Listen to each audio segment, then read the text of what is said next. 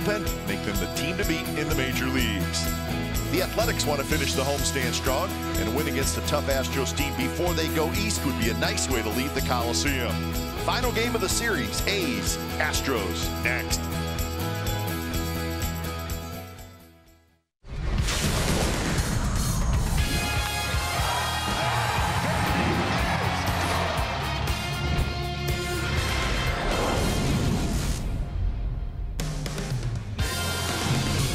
It's a beautiful day for baseball at the Coliseum as the A's wrapping up this homestand, and they're trying to salvage the final game of the series. It's the A's and the Astros coming up on NBC Sports California, powered by Xfinity. Good afternoon, everybody, and welcome to Oakland A's baseball. Along with Ray Fosse, I'm Glenn Kuiper. Well, we have seen plenty of offensive production from the Houston Astros as they're going for the sweep today. So the A's, they got to slow this team down, and particularly they got to slow down George Springer. He's 8 for 10 in this series, Ray. You know, you think about Ricky Henderson when you see George Springer. Springer may not steal as many bases as the great one, but he can hit, and he is not up there to take pitches. He is up there to swing the bat. We have seen it in this series. He just continues to swing. If you elevate pitches to him, he's going to do exactly what there. A 3-run home run, very deep to left field. He's a good center fielder, right fielder, wherever it might be. But the biggest attribute for him is swinging the bat, and especially if you make a mistake with him, he is going to hurt you, and he's hurt the Athletics in this series. All right, pitching matchup, Daniel Migden and Garrett Cole for the third and final game of the series. Migden looking for his third win, and Garrett Cole, he's having a Cy Young type season. Daniel Migden is looking for his first ever win against the Astros. We talked earlier about pitching against the Astros in Houston. But we know what Garrett Cole can do. He can throw the fastball. He's finishing ball games, 99 pitches, throwing 99 miles per hour. He's an unbelievable pitcher. And you think about missing certain guys in the rotation, but oh, by the way, you end up getting somebody like this. You're not getting anybody soft out of the rotation of the Houston Astros, and Garrett Cole fits perfectly there. Hey, Ray, we're going to have some fun today. It's the 8-year anniversary of Dallas Braden's perfect game. He's in the house, and the great Peggy Lindsay is here, his grandmother. So we're going to chat with her. So it's going to be a fun day at the ballpark. See if the A's can get a win.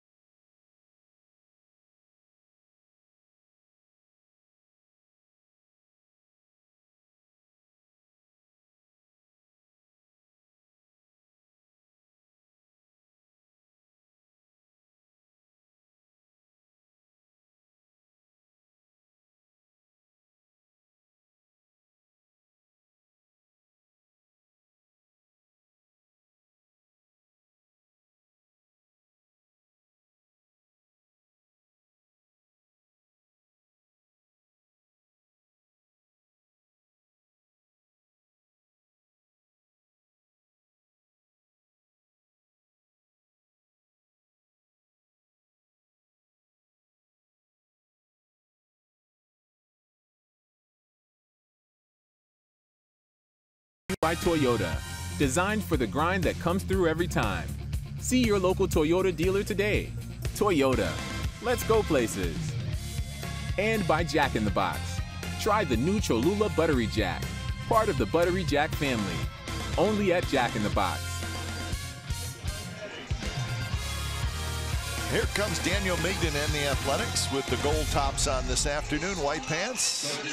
And this is the series finale, and this is the homestand finale. A big road trip coming up for the Athletics, so they'll try to get out of Dodge with a win today.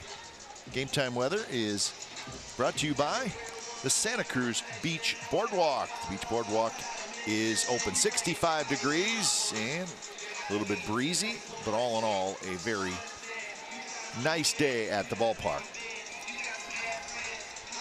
So let's take a look at the lineup for the visiting Houston Astros, and here it is. George Springer will be the DH today. What a series he has had. Jose Altuve is the second baseman. Yuli Gurriel is at first.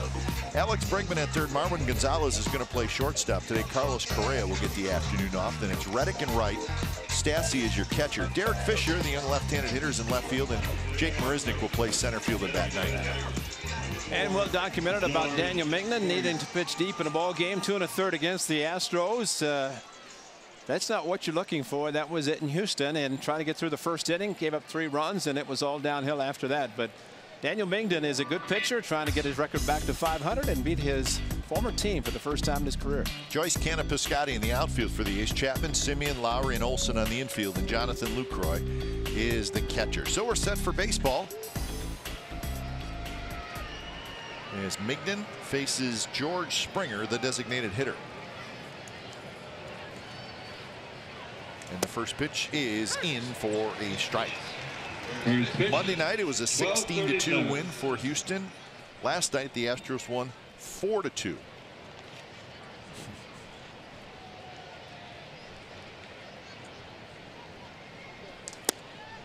And a close pitch, called the ball, 1-1 the count. The umpires today, that's Marty Foster, followed by Mark Ripperger, Joe West, and Doug Eddings.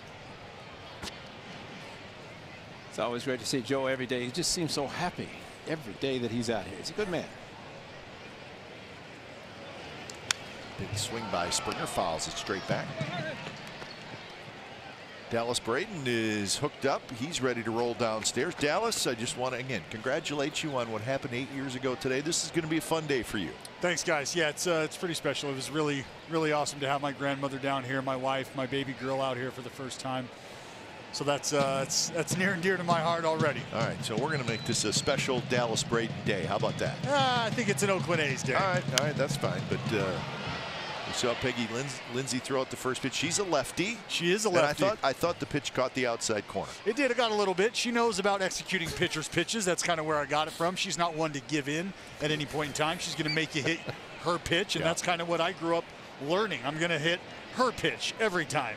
Well, I like the fact you took a 2-foot fastball off the plate and brought it back into the strike zone. That was great. And Foss, you know, you and I spend a lot of time together, my friend. I'm learning on both ends. That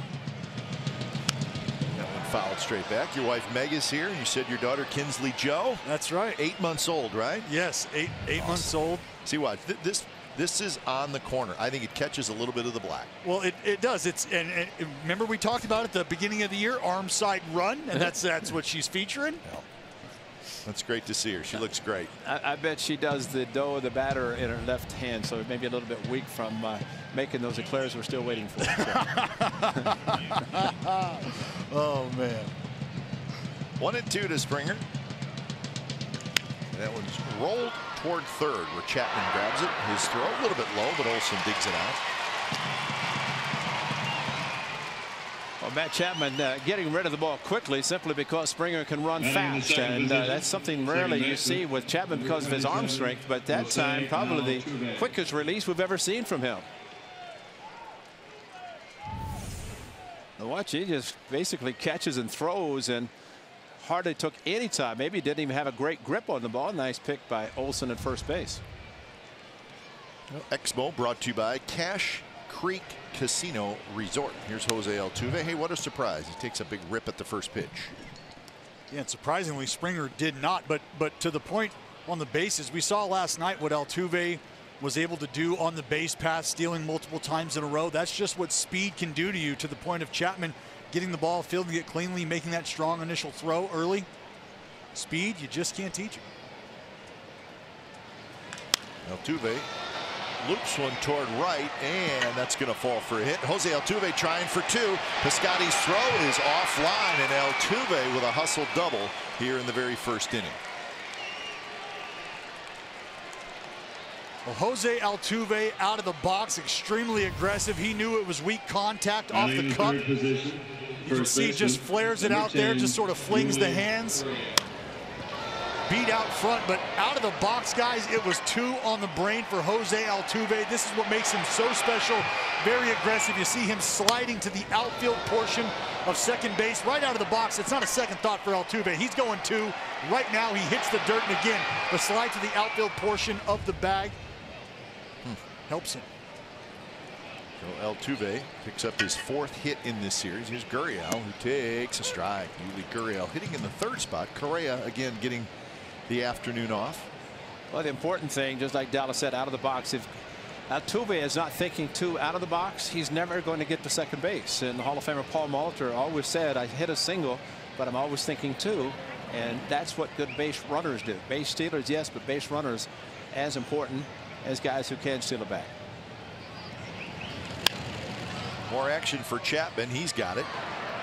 Gurriel, not really busting it down the line. In fact, he did not quite reach first base. Didn't quite get there, Ray. Well, you just put that in the back of your mind. And remember a few years ago when Reddick was here, and there's another guy who dogged it, and Reddick did not, and Correa at shortstop thought everybody was doing it. But no, that's really unacceptable. If you're a fan and you're paying your money, just run 90 feet. You should get to first base. Even if you're out by 10 feet, you should run past hard. Because if you're paying your money, you want to see somebody run 90 feet hard.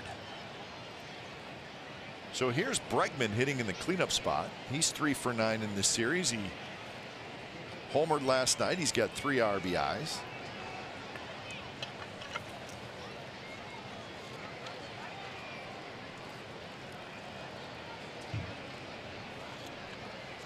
First pitch to Bregman, swing and a miss. That one run up and in a little bit.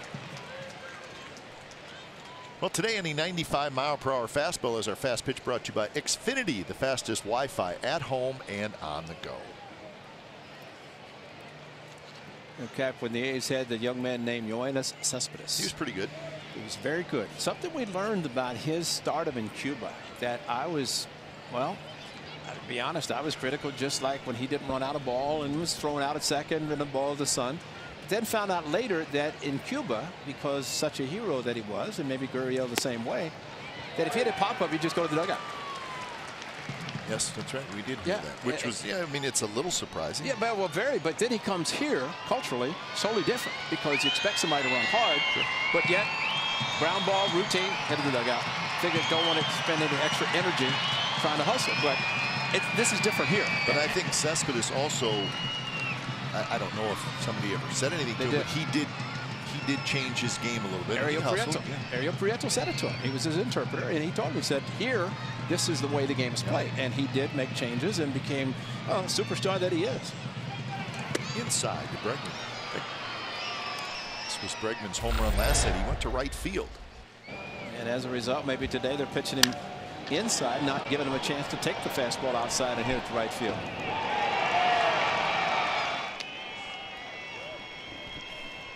Bregman getting in the act. Of course, as we noted on Monday night, he struggled at the beginning of the game, but came on very strongly towards the end, and then continued last night. Think about the Astros lineup. They are dangerous 1 through 9, and you try to think about getting out of an inning with a runner at second base.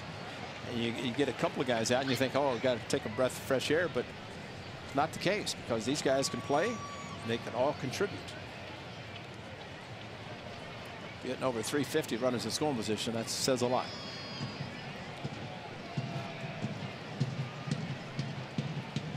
So 1-2 to Bregman.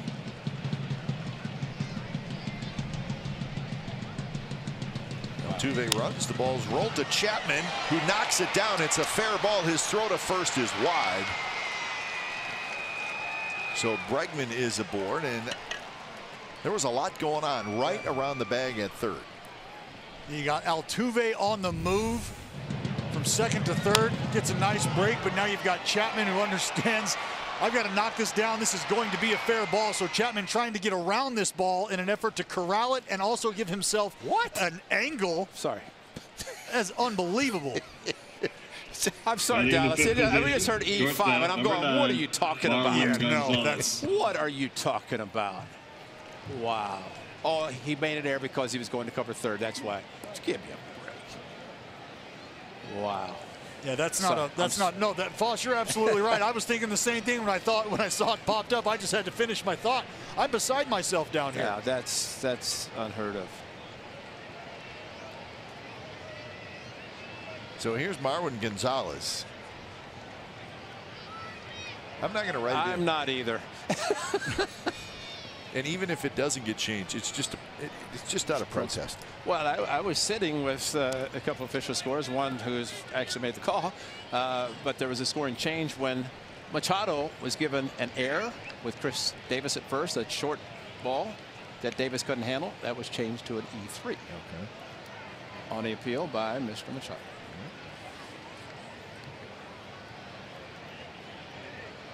So 1-0 to Marwin Gonzalez.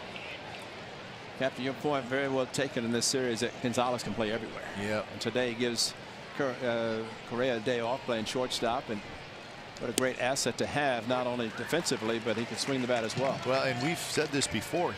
Now listen, this is the team that won the World Series last year. He led the Astros in RBIs. Yeah. 90. And he's going to be a free agent. And Astros have people that they're going to have to start to pay, but paying Gonzalez would not be a horrible idea.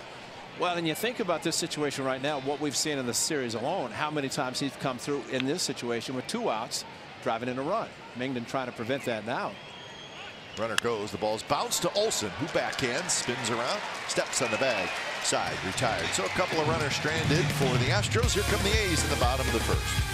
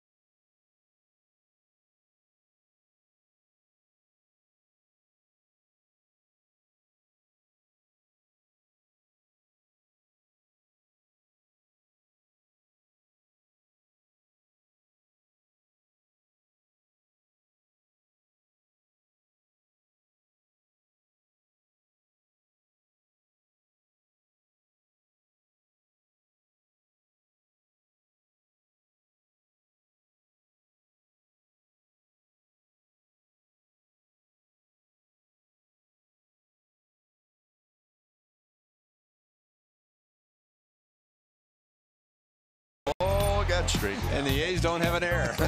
Simeon, Joyce, Lowry, Davis, Olsen, Chapman, Lucroy, Piscotti, and Canna. That is your Oakland A's starting lineup for today against that guy. Yeah, that guy, just a whole-home guy, because that guy can throw hard, as we saw in Houston. He did leave the game because Jonathan Lucroy has great numbers, and Lucroy came up, Garrett Cole came out, and it was a blown save. But this young man can pitch. He can throw hard. 1.42 ERA, only 9 walks. 26 strikeouts. He knows how to pitch. So he climbs to the top of the mound as Marcus Semien digs in. 12 strikeouts against the A's in Houston on the 29th. He has 77 strikeouts in 50 2/3 innings, and obviously the strikeout total is tops in the American League. Let's take a quick look at the Astros defense behind Garrett Cole. It has Fisher in left, Marisnik in center, then Reddick in right, and it's Bregman, Gonzalez, Altuve, Gurriel on the infield. Max Stassi is the catcher. So Garrett Cole is 6th in the league in innings pitched, 2nd in ERA, 1st in strikeouts, and 2nd in opponent's batting average, which is 151. He kind of has the Sean Manaea thing going where nobody's getting hits off him. He's allowed 26 hits in the 50 2/3 innings. Well, you got a fastball mid to upper 90s, approaches the triple digits. Really, he just rears back and throws hard. There's nothing wrong with that. Foul back again. I talked to A.J. Hinch and I talked to Justin Verlander, as I mentioned yesterday, and it became abundantly clear very early that Garrett Cole has been the beneficiary of a couple things. One, the technology and the progressive thinking of the Houston Astros and their front office and how they like to institute said technology in their daily work, their daily routines. And two, the addition of Justin Verlander and what he meant to that club last year, but now a full season with Justin Verlander, sort of impressing upon the rest of the rotation, the expectation of himself, of the rest of the rotation. These guys come to work every day with their hard hat and lunch pail. On the infield where Marwin Gonzalez has it. How about this start? This is the last start for Garrett Cole, and it was in Arizona against a very good lineup in a hitters-friendly park. Complete game, 1 hit shutout, 1 walk, 16 strikeouts. Now there's been no hitters thrown this year, obviously, 1 last night, but that's as good of an outing as anybody has had in all of baseball this year. Well, almost to the point you watched that video, and of course we saw it live in Houston. He has a chance to do something special, like a no-hitter or even a perfect game, because he doesn't walk batters. You just look at those highlights there. That reel, that is pure stuff. Yeah. That is stuff. Late life with the fastball, that extra gear late in the game as well. The ability to spin the breaker for a strike, put away guys with the tight little breaker, 88, 90 at times. I mean, my word.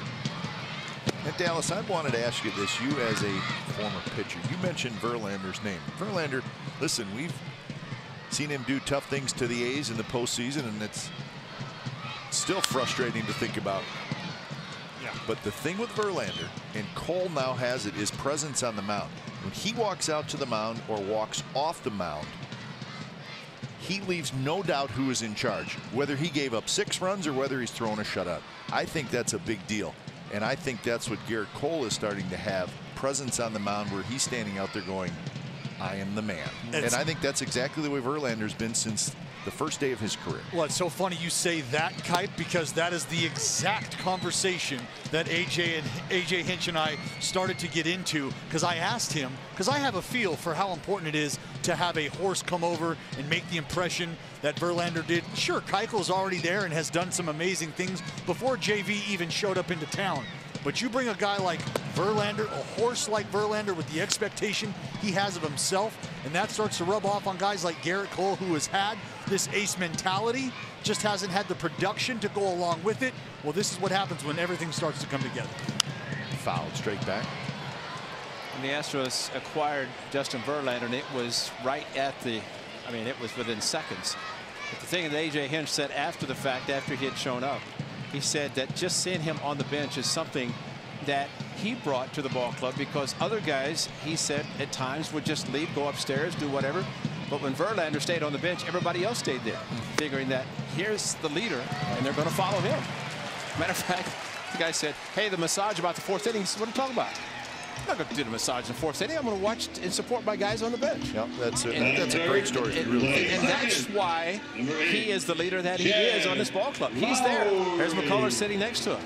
You know, and that's not, and like that massage story, he's not making any big announcement in the clubhouse. He's just saying, what are you doing getting a massage in the 4th inning? I'm on the bench, and here's Morton. So coincidentally, and I don't know what had happened in the past, but now we're seeing the other starters on the bench, and Garrett Cole's on the mound. I mean, the worst thing I've ever seen is that when guys do leave the bench and they're not watching the game for 2 or 3 innings, they're upstairs, whatever, you know, you want the support. Your 25-man roster, You're a 25-man team. You're together all summer, 6, 7, 8 months. You know, why not be there to support? And what Verlander evidently brought to this club was that exact thing. 0-1 pitch, and that one a little bit outside, 95 miles an hour from Cole. And what's great about that too, Foss, is his veteran presence. That sort of enables him and allows him to make those sorts of moves, make that sort of impact. You know, I can remember here early on as a rookie, we had times where we were supposed to be working out during the game, and that really didn't set well with a lot of guys for the reasons you just mentioned. Exactly. But you bring a veteran over now, and he says, no. This is how I've done things, and that's all that needs to be said, because you take a look at the back of that man's baseball card, you look at the resume and the trophy case, and you go, you know what, that's probably a good way to do things. Well, and he could have been just the opposite. He could have said, hey, guys, let's go. I mean, we heard what happened in 2011 in Boston, you know, and maybe cost a manager his job because things went on with some of the veterans. But you have to give Justin Verlander a lot of credit because he's just the opposite. Because he wants to be the leader and just by example, not. You see what they're doing right now. They're checking. You're supposed to hear a little high-pitched ping in the bat if it's good wood, you know, and pitchers always like to make fun of the hitters. Oh, yeah, that's a good one right there. That's a good one. That one sounds great. Especially in the American League where pitchers very rarely put that stick in their hands. The ping was unbelievable. Yeah. In this bat. Oh, you got it. Yeah, this one sounds good. Get this one. Yeah. Whatever my colors. Yeah. JV's telling him I like bats better when they're in 2 pieces. That's right. Oh my God. Yeah, that's it. And you hit it with the palm of your hand, you go get a ping. Yeah. You know, we saw McCullers last night, 25 pitches in the first inning, and we saw what happened. He went 5 and got the win thanks to a great bullpen. Well, this is not Garrett Cole at his best right now, throwing 19 pitches and 3 and 2 back-to-back batters after 3 foul balls by Simeon leading off this game. But Joyce runs, swing and a miss. Stassi's throw to second base in time, and that's the second out. No, they called strike 3 on Lowry, so it's a strike him out, throw him out, double play. See if the A's check the play at second base, but as of now, it's double play, and that is the end of the bottom of the first. So they are not going to check it. So we're scoreless after 1 from the Coliseum.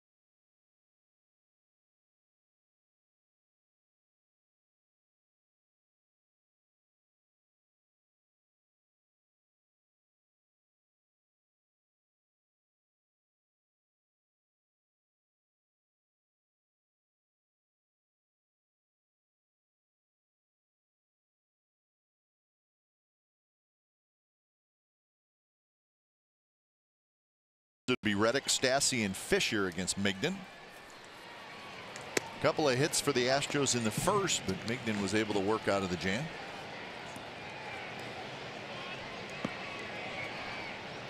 Josh Reddick got the night off last night.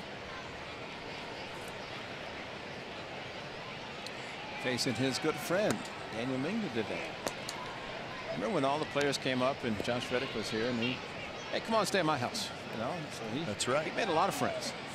I mean, it was very great. It was great for some of the young players as they came up not knowing where they were going to stay. And Red says, hey, just camp out with me.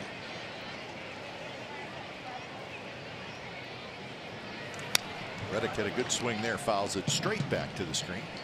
And I kind of had that same little conversation with my wife and my grandmother last night as we were over at the hotel right by the airport here that I became so familiar with my rookie year, up and down 7 or 8 different times. And this is where I spent the majority of my season here, guys. Right here at this hotel we're at. Is that the airport Hilton? That's right, Foss.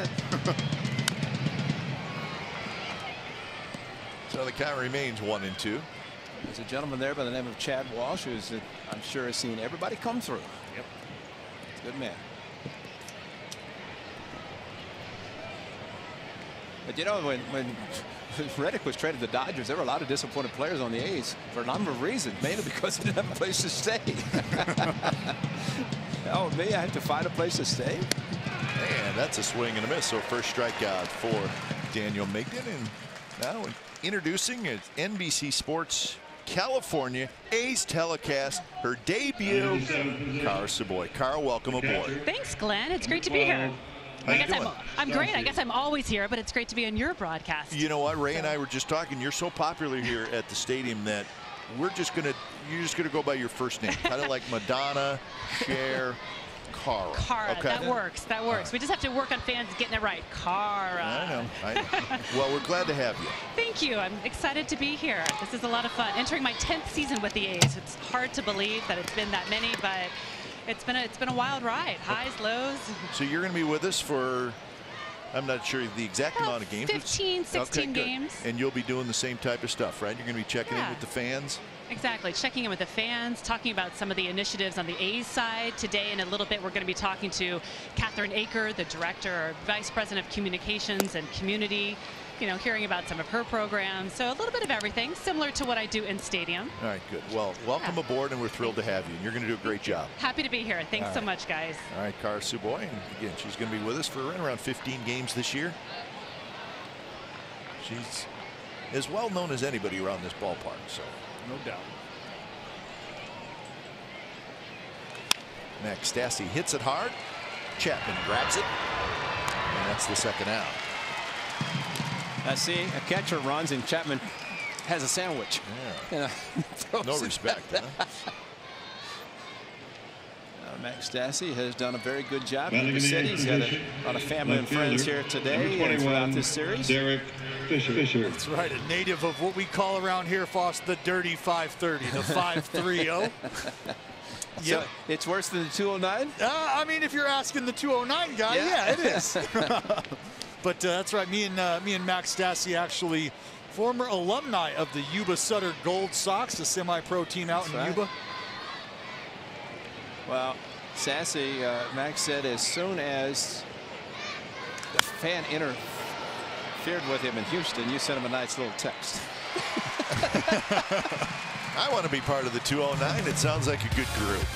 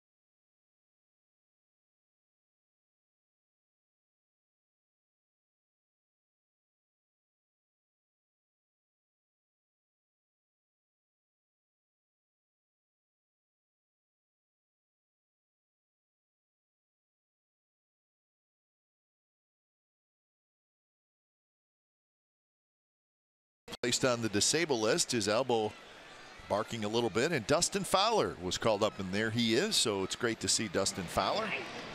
Just a matter of time. Yeah. So that is the transaction that was made today. So Trevor Cahill, we hope that everything's okay there. And for Fowler, got off to a little bit of a slow start in Nashville, but then really started to heat up. He played in 30 games down there, hit .310 with 3 home runs.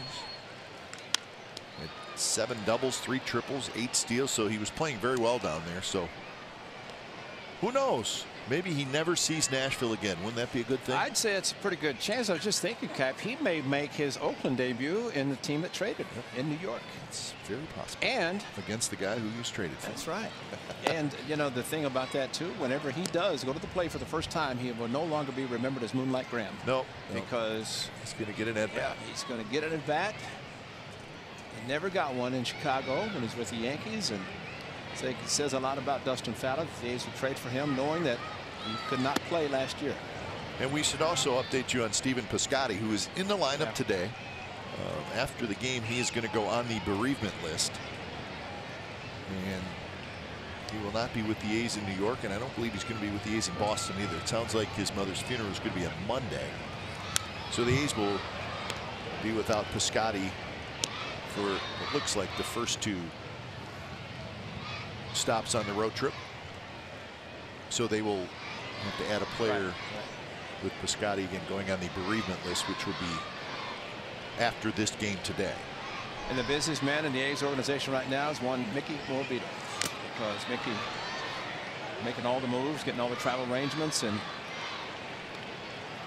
steering Piscotty and his family the best. Very, very hard times, has to be. Playing last night, playing today, and Stassi just took one off the face. Yeah, Stephen Piscotty held a press conference today in the dugout and talked about the situation for about 15-20 minutes and handled it extremely well, like you knew he would. He's a very classy young man. Barisnik backs up, and he's got it. So now this is what happened last night when Stephen Piscotty came up to bat for the first time. Hard not to be emotional. Batting in the 5th position, first baseman, number 28. He did this.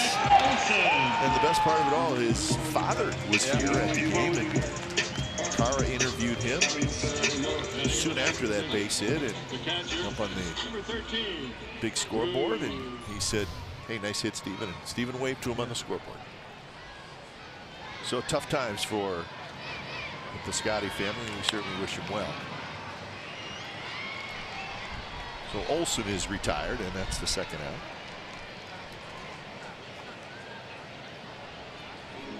And that'll bring up Matt Chapman.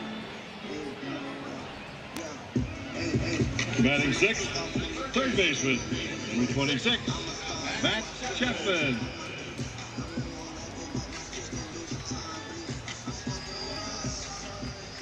Matt Chapman out early today, taking a lot of ground balls with Marcus Semien. He had a full workout going today.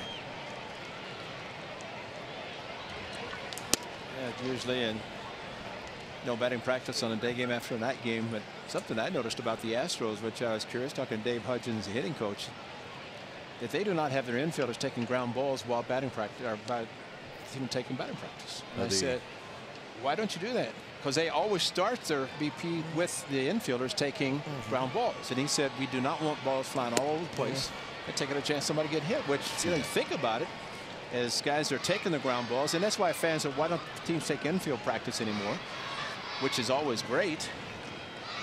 But the players usually take their infield practice before BP. And in the case of the A's, before the gates open, they're out here doing all the work. And the home teams will do that. We're seeing more now where the A's pitchers will stretch prior to the batting practice of the other team, especially on the road. Because I always thought, you got guys, a whole bunch of guys in the outfield, and teams are taking batting practice. I mean, it's coming in missiles. Yeah, there's too much going on. So what the A's are doing, I think it's great, because by the time you get to the park, they're already out in the field stretching, no batting practice. Matter of fact, the home team, in the case when the A's are on the road, they're not even out on the field yet. A little bit outside, 3-2. Back when you were playing, you used to take infield, what, 20 minutes before the game? It was fun. It was great. Fun to watch. Oh, yeah. You know, a lot of times, too, that would kind of deter. You always want to take a good infield because somebody say, hey, he's throwing too hard. We don't try to steal him. That's right. It's a good way to show off your arm. So Chapman strikes out. Good inning for Garrett Cole. We're scoreless after 2.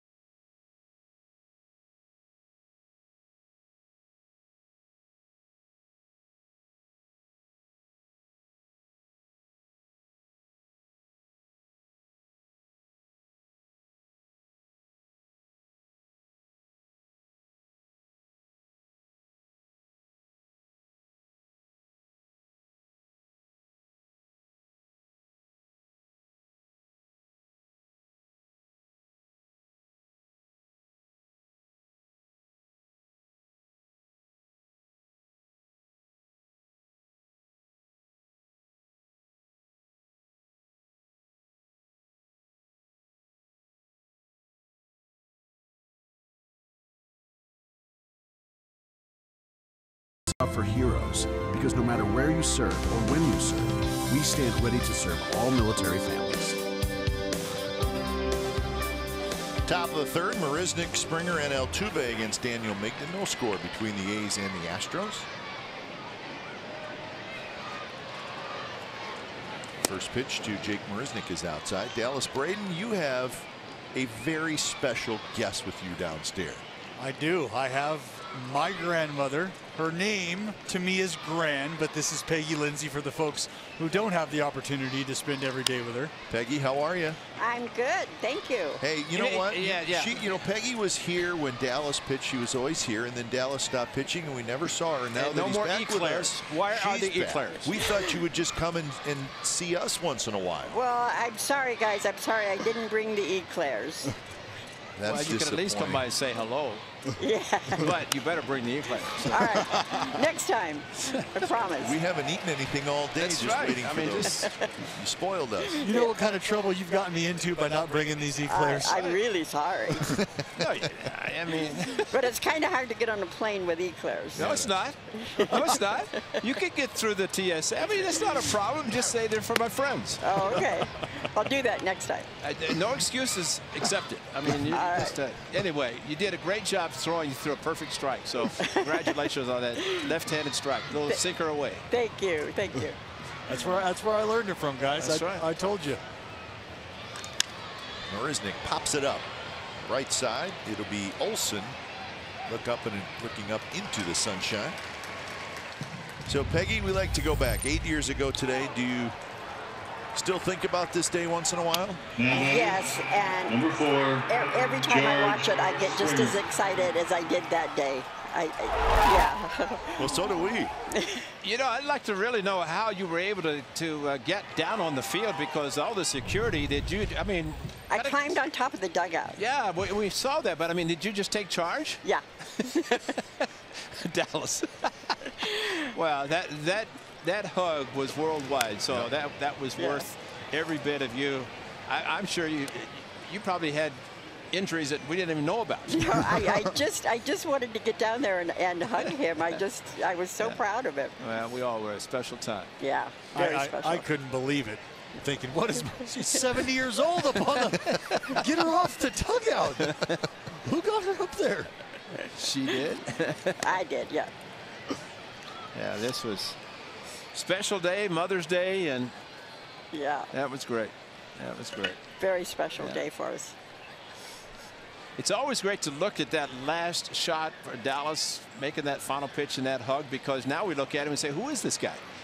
You know, there's a little bit different look on your grandson right now than what we saw when he's pitching. Yes. Because I saw him in Baltimore when he had his cap off, leaning on the rail in his debut, Dallas. Yes, sir. Yeah. That hair was all over. I was there for that one. Yeah, there it was. Yeah. 207. That's what happens when you pitch a no-hitter, perfect game, and it's quickly done. 200 runs the game. Hey, Dallas, tell us about Gabe Kapler in the 6th inning. He ended up popping out to Kuzminoff at third. 12 pitches. Yep. 12 pitch at bat. 12 pitches, Foss. I mean, you know what it's like getting in that kind of a dogfight with a guy. Yeah. You're thinking, you know what? I might have to create a pitch. I might have to invent something at this point. But you said it. 12 pitches. I mean, the defense was outstanding behind me that day. That's kind of what gave me the confidence to be able to throw strikes. I mean, you know, I'm not worried about any special feat at that point. We're trying to get a W. So it was a matter of trusting the defense, understanding that Landon Powell and we had a good mix going. We're going to show the strike thrown by Peggy Lindsay walking out. And now batting, number 27. And, you know, it's nice that she respects that she's not going to get on your mound. Yeah, well, we had to talk about that, because she said, is it all right if I get out there on the mound? And I said, not on my mound. Are you crazy, lady? No chance. This is the one place where I get to call the shot. This is it. You know, the one thing Joe Madden managed, and it seemed like Tampa Bay Rays, Devil Rays at the time maybe, but they were always on the wrong end of perfect games, no hitters. How surprised were you that Joe never pinch hit anybody? 27 outs, 9 batters, everybody got 3 at bats. Were you a little surprised that you know, maybe he didn't send somebody up? Absolutely, you know? because you know Joe, and we got a lot of respect for him, the mad scientist at times. You know, he kind of beats to his own drum. But it was, you know, I had Longoria who would turn around and square to bunt, and that was kind of, that raised some eyebrows, raised a question for me. But yeah, no disruption, no anything from Joe at the time. Yeah. And I will say this about, excuse me, about Mr. Madden, very gracious after the game, and in the ensuing days we saw him again. He actually gave me the lineup card from his team that day. A lot of things Joe didn't have to do, and frankly a lot of the Rays players met with me later throughout the season. So just a very class act by the organization and by the man who was managing at the time, Joe Madden. I still say if Gabe Kapler had taken the 3-1, who knows? But I give him a lot of credit for swinging. Well, that's his fault, Foss. I know, but I mean, but I mean, you think about it, you thought it was 2-2. He knew it was 3-1, and he was going to say, I'm not going to be the 27th out of this perfect game. I'm going to do something, and fortunately, tried to pull a pitch towards the outside part of the plate. Yeah, and you know, we've had some good banter, Gabe and I, back and forth, just talking about how funny it is that two guys who pay attention to scouting reports and have a feel for each other, just a matter of being one pitch off. And you know what? History was made. Unbelievable. 3-2 pitch to Altuve, and he lifts one high and foul. Well, Peggy, we know how Dallas' life has changed. How has your changed since that perfect game on Mother's Day 8 years ago? Well, for that first year, it was crazy. I mean, we were just going everywhere and talking to so many people, and everybody knew who we were. And now I've moved to Southern California to be near Dal and his family, and everything's great. We're just living a really good life. That's good. Another 3-2 pitch is headed for the left field corner, and that's a fair ball. And Altuve is going to have his second double of the ball game.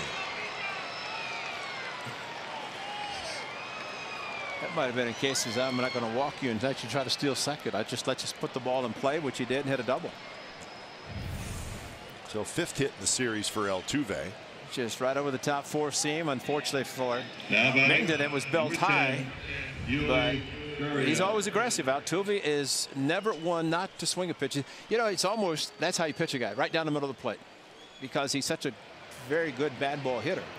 uses the whole field, but you want to keep him in the yard, and that double did. So here's Gurriel. Gurriel bounced out to third in the first inning. Pitch in the dirt. Dallas, what was wrong with Kurt Suzuki in that particular game? He was on the disabled list, or? No, Foss. At that point in time, I think Landon and I had, I think, rattled off a few starts. Okay. And it just kind of fell that way. I had, I mean, I had Josh Donaldson. I was being caught by a lot of different guys early on, and I think it just kind of fell on that day. Zook got a breather that day, and it just worked out. Yeah. Chapman's got it. Throws across, and that will do it. Peggy Lindsay, it was great seeing you, and enjoy that beautiful great-granddaughter that you have. And you made a good pitch. It was a strike. And we want eclairs. Not necessarily in that order. Really a fun night because the A's will be hosting game night.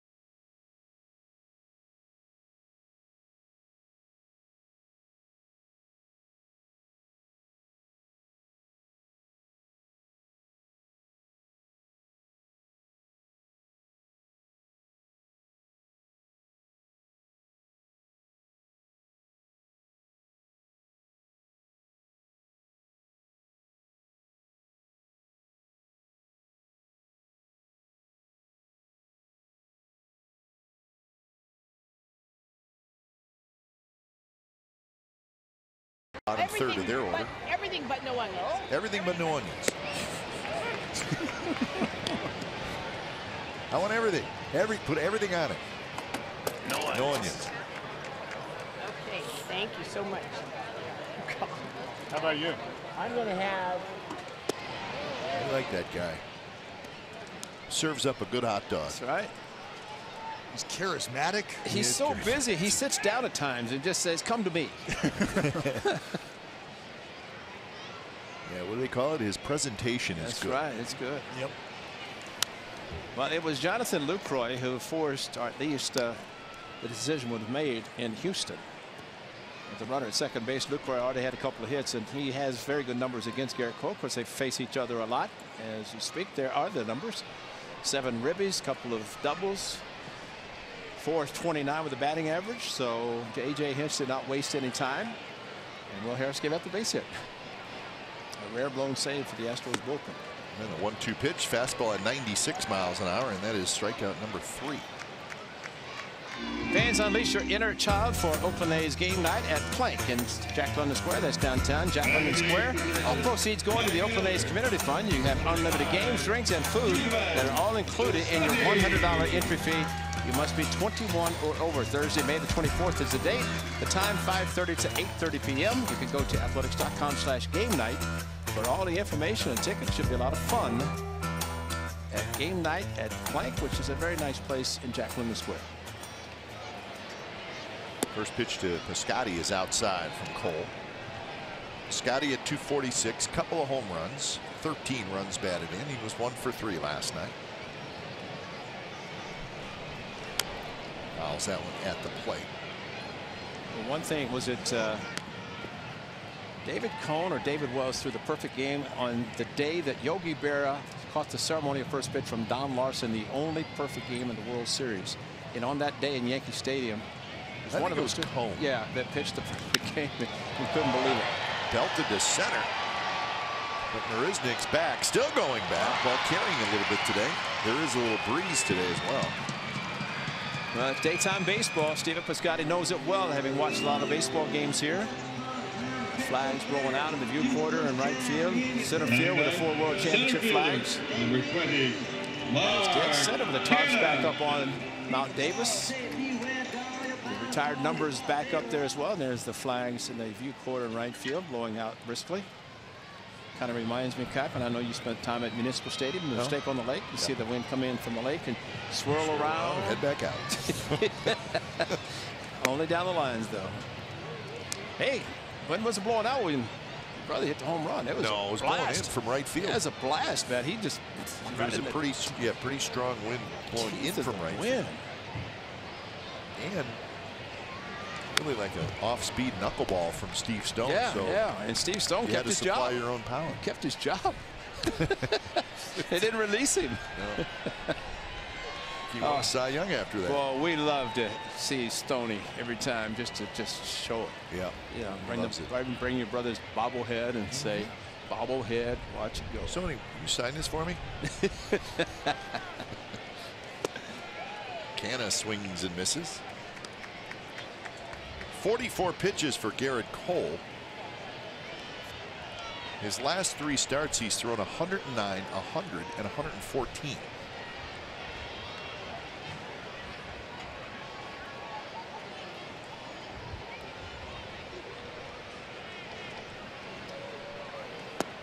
That slider. Let's dissect how he goes about his business here. 53% on the heater, the slider curveball combination making up for the better portion of that. And then you see there sprinkling the changeup 6%, probably and most likely against the lefties. That pitch is just a show me pitch at best for Garrett. Something to try to get the hitters off of the fastball slider velocity, but not really a weapon. Looked like a close pitch. And it was, and I would not take that again. I know. And it's the 4th batter through the first 9 that Cole has had a 3-2 count, and that's why his pitch count is where it is. And that one just missed down and away. So second walk for Garrett Cole. Pitchcast is brought to you by SoFi, a modern finance company.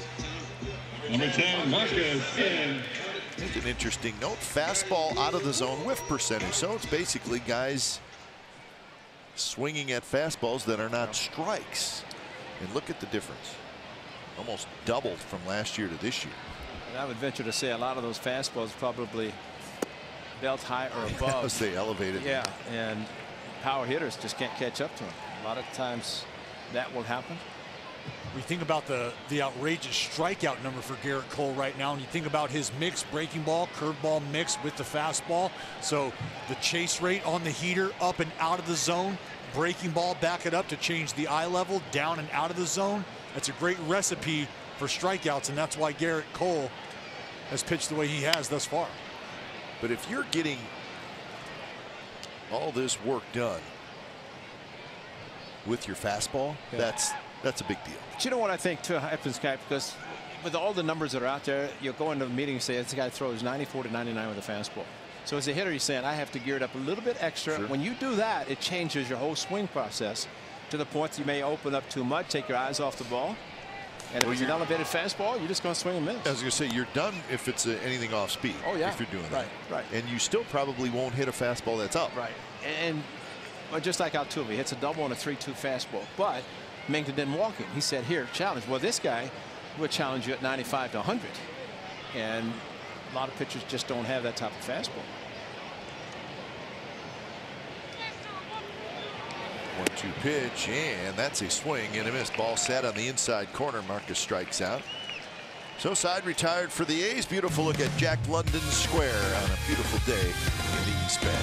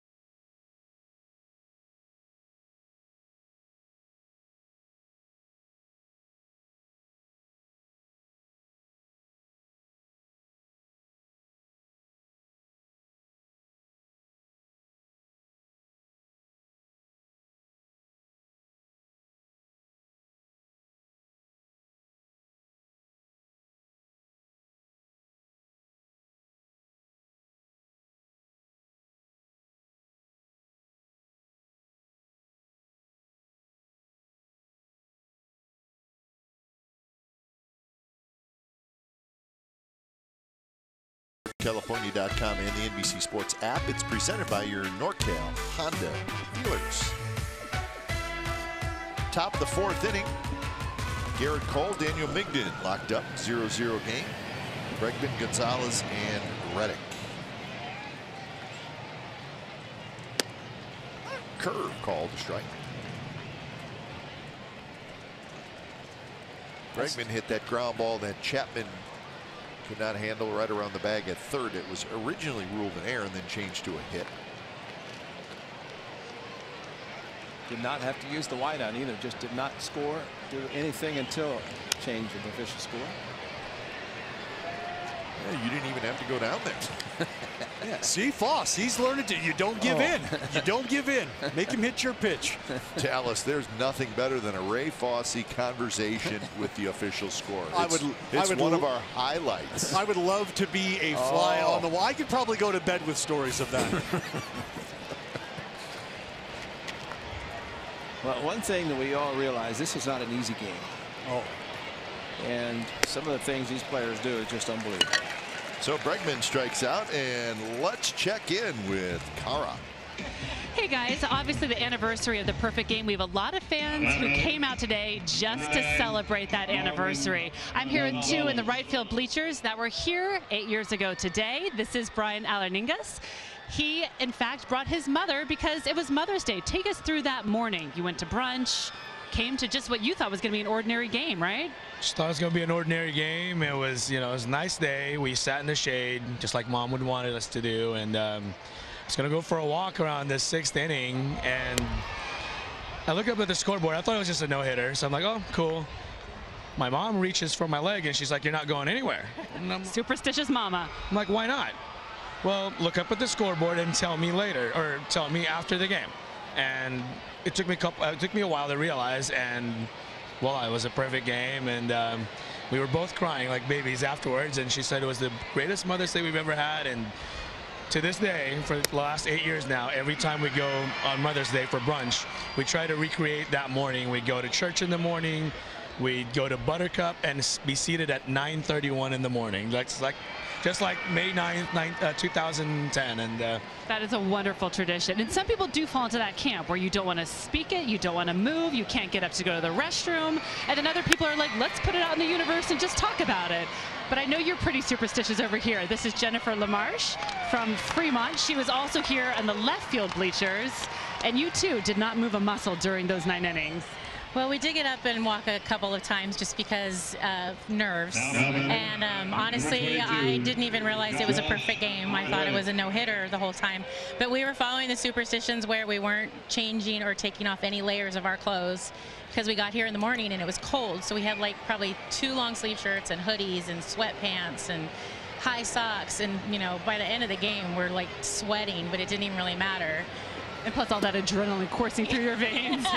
And how do you commemorate the perfect game? Didn't you ask Dallas to sign a whole bunch of memorabilia for you? Not right at first. I mean, after the game, we went out to the parking lot. We held up the 209 sign for him. Him and Peggy both came out and gave us hugs and celebrated with us a little bit out there. And it was the weeks after that we got stuff signed. We got our tickets signed. We had Landon sign them. We got the Sports Illustrated sign. I mean, anything we asked him to sign, he was really good about it. And it really did feel like a community celebration, didn't it? Something for Oakland, something for our diehard fans. Yeah, especially with him being from Stockton. It's so local, and he, grew up in the organization. It made it's such a good thing for the fan base as a whole. Thank you so much. Glenn, back to you. All right, good stuff. Thanks, Carr. And a good inning for Daniel Migden. 3 up, 3 down. Bottom of the 4th coming up.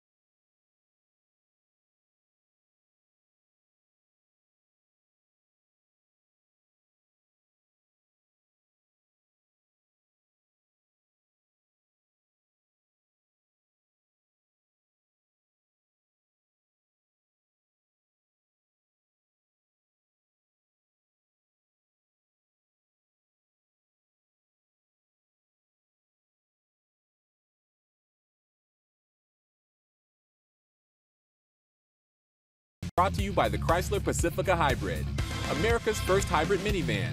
Test drive one today. Bottom of the 4th inning, no score here at the Coliseum. All right, you ready for the East Coast, Ray? Of course. We're headed to the East Coast. We're going to be there a little while.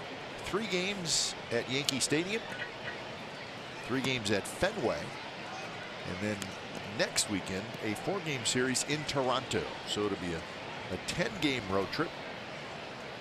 And it's a perfect time to go because the weather's gotten better. It'll be nice, yeah. Yeah, it's gotten a lot better, unlike what it was beginning of the season. Toronto, you guys going to drop a mixtape with Drake? No.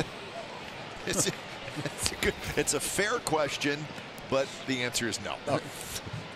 So that is the upcoming opponents on this road trip. Not going to be easy. Yankees off to a terrific start, as are the Red Sox, and the Blue Jays 19-17. But the Blue Jays lead the major leagues in home runs, so they're acting like it was 2 years ago when they scored a whole bunch of runs. Strike 3 called on Matt Joyce.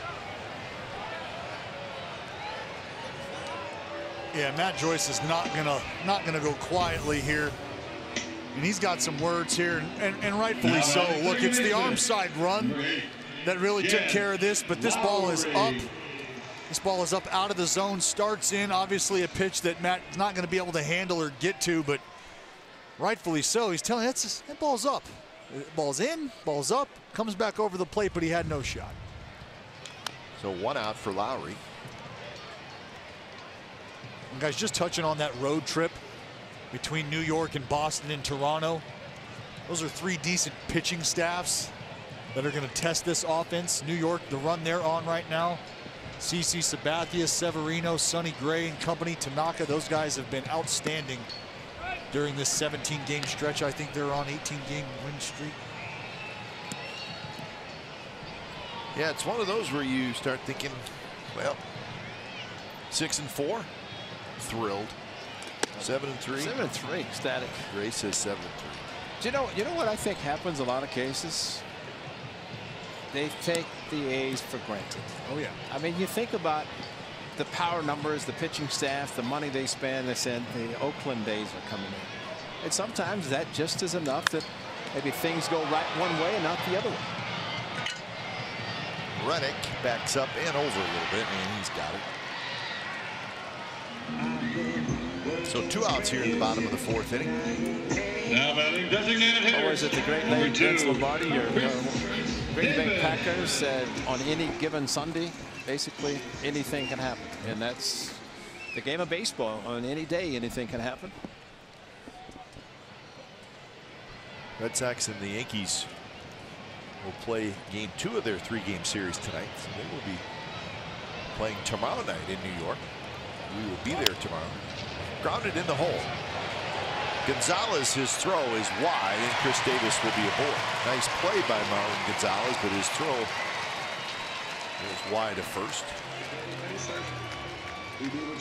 Well, Gonzalez trying to prevent the first hit occurring for the Athletics. Into the slide, and probably had a little more time than he thought. And sometimes, even though Chris Davis hustling down the line, Gonzalez got up and just threw really not too much of a target. And Gurriel, good job, as we've seen in this series, coming off the bag with no chance of keeping his foot on the bag for the out. But at least Gonzalez tried. So around baseball, those alerts. There it goes. Bid for a no-hitter ended in the 4th inning. So here's Matt Olson, who takes a fastball outside. So did you say you're heading to Yankee Stadium tomorrow night? No, I don't think so.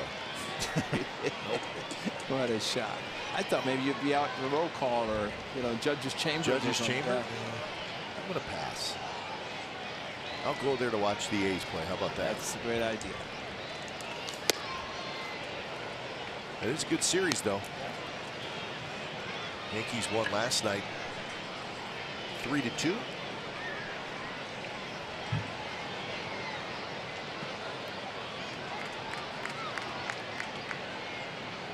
They're tied with Blue Jays 6.5 back.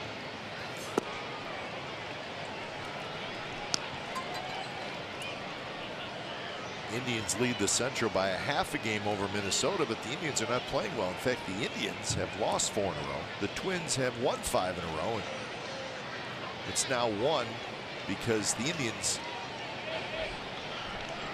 won their game earlier today, so that is why it is now a 1-game lead. The Twins finally putting it together. Yeah. But everybody expected it. Unfortunately, Paul Molitor did not panic this team when they first took over.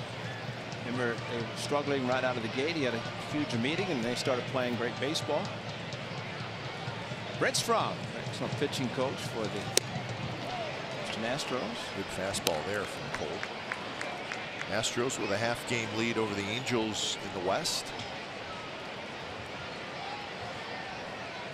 Braves leading the National League East by a half game over Philadelphia. That has been a young, shocking group in Atlanta. Yeah. Taking charge. 3-2 pitch, runner goes. Fly ball left field. Fisher backs up. And Fisher makes the catch. Couple steps onto the warning track, and that will do it for the A's in the bottom of the 4th.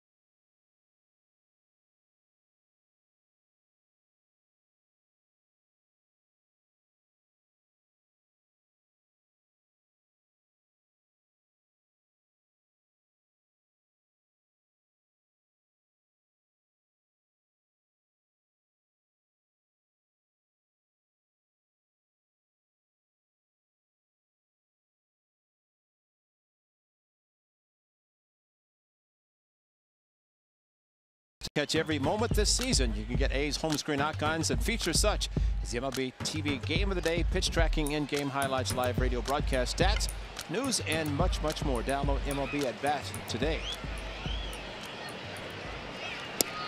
Migden drops a big curveball in first strike to Max Stassi, leading things off here in the 5th inning. I'd like to go to New York, and Bob is going to hand us those cards. Yeah. Bob. See the great crew in New York.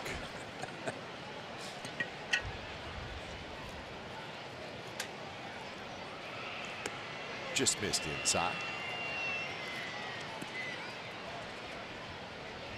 Migden with 3 strikeouts. He has not walked anybody, and he's allowed 3 hits.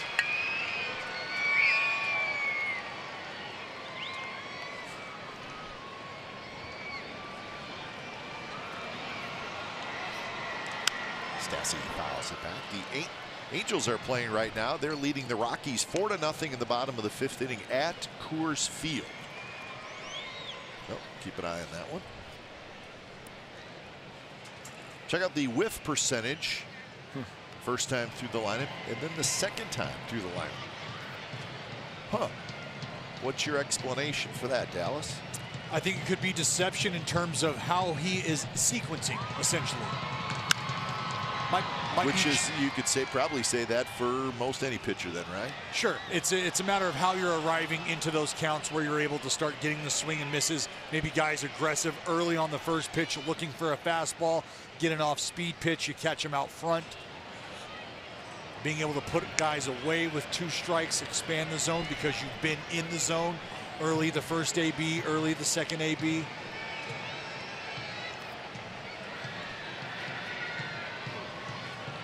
One and two to Stassi, Fisher to follow, and then Marisnik. I think a lot too has to do with his windup.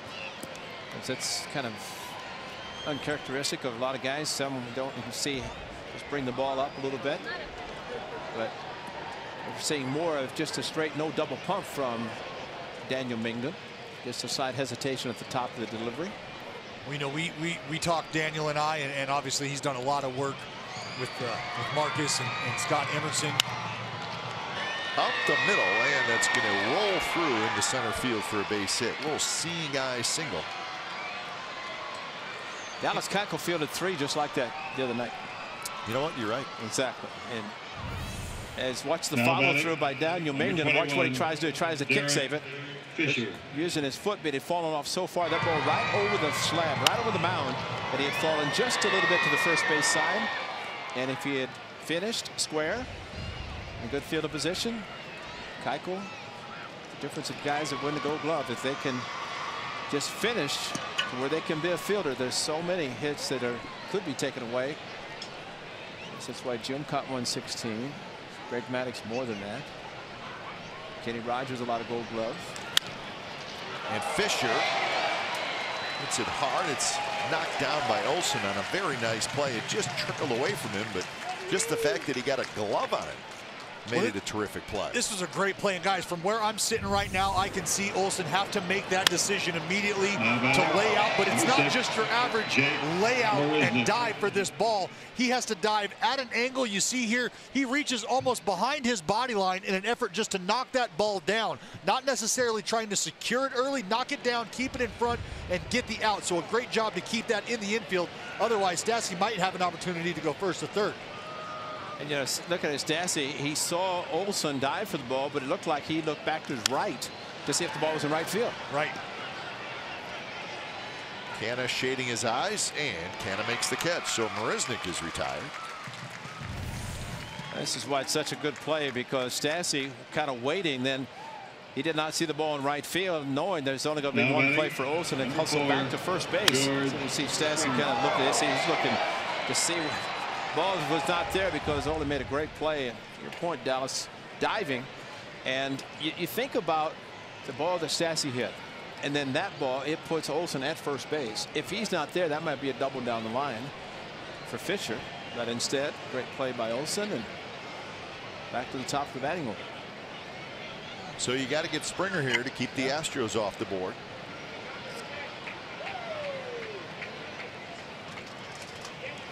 Springer has grounded out, and he struck out looking. So now 8 for 12 in this series with a homer and 5 RBIs.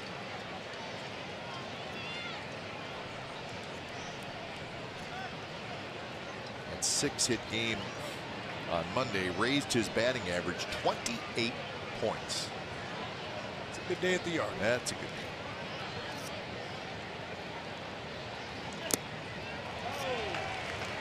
Not look quite as comfortable against Daniel Mingden. You see there, you talk about the whiff percentage going up the second time through.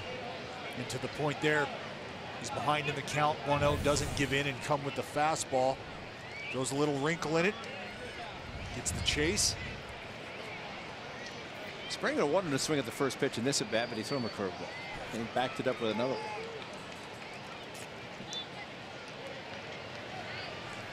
one. Lays off that one. Springer is 10th in the league in RBIs. He's 2nd in the league in runs scored, and he's 4th in the league in hits. Kev, I think it's unusual, very rare that you have a leadoff hitter that you're saying first base open, but then you look in the on-deck circle. Yeah, that's not going to do you any good. No. So Springer can really feel that he's going to get pitches to hit because of that guy hitting second. He drives in a lot of runs, and they're double play combination between Correa and Altuve. And that one missed a little bit low, I guess. Mingden thought maybe it was a strike. Yeah, it's a borderline pitch here down in the zone. You'd like to get this, enable you to expand off of this right here, but oh, that clips the bottom of the zone. I'm going to need it. Sing back there.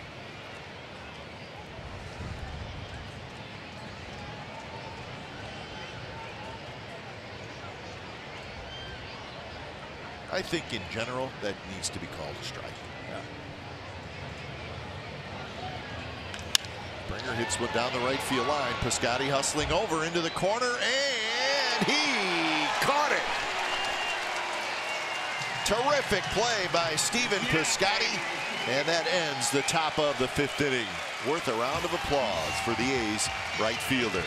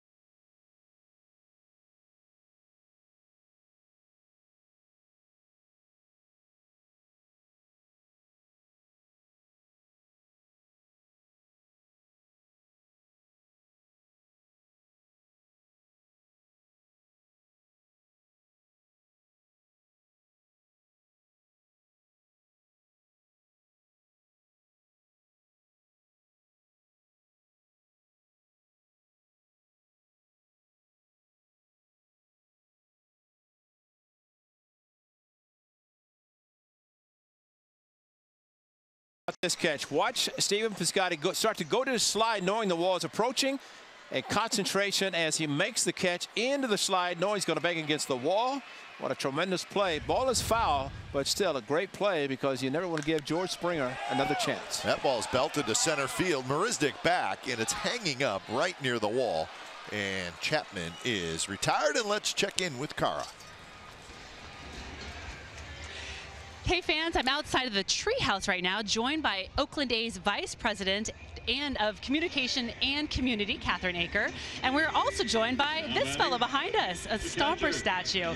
Catherine, tell us about the Stomper statue initiative during the 2018 season. Sure, this past weekend we unveiled 50 Stompers throughout the city of Oakland. It's our way to kind of celebrate our 50 years in Oakland and also highlight the creativity of our community.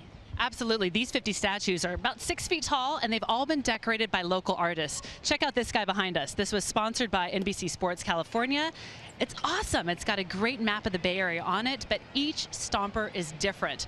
There's a Stomper dressed up like Batman. There's a Stomper that looks like MC Hammer. That's one of your favorites, right? Yes, the MC Hammer one is great. I also love the one that's at the Coliseum. That's the name of it. It's actually on our Championship Plaza, and it's pictures of all of our fans.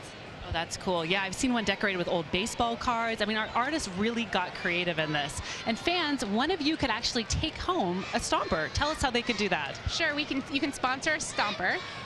They are for sale right now, and all proceeds go to the A's Community Fund. That's wonderful. So for more information on that, athletics.com/SITT. That stands for Stomper in the Town. Again, athletics.com/SITT. And what a cool way to own a piece of the 2018 season and honor Oakland and all these wonderful creative roots that we have here. Yeah, it's an incredible, way to celebrate our incredible community, the creativity of our community, and in an innovative way to really get out there and celebrate our fans. I love it. Glenn and Ray, perhaps one of you can take this guy home at the end of the season. It is a beauty. Exactly. I thought it was real. Yes. I actually thought that was Stomper. I had a Ronald McDonald in my house in college, but I'm not going to tell you how it got there. That's a different story. Really? What night was that? It ended up there. Different story. Don't want to get into.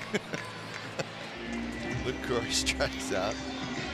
Yeah, this is a good one. I saw this one, and that's awesome. I saw Dick Callahan on there. Stephen Actually, there's one right inside. That's an enchantment. Unless they moved it, there's one by the customer accommodations area. See, I actually thought Stomper was behind doing that interview. I thought that was the real guy. He was watching over Carr and Catherine. He's a very stoic individual, Voss. Yeah, I know. I mean, that's. They actually at the 50th anniversary gala earlier this season. They were all out, right? They were all out on display. There's a pretty sweet one that I'm looking for. That's decorated all in mustaches, just like our man Raleigh Fingers, the Hall of Famer. I'd love to get my hands on that one. Yeah, that's right. As you walked in, they were all lined up outside the building, so you could kind of pick which one was your favorite. There's a base hit.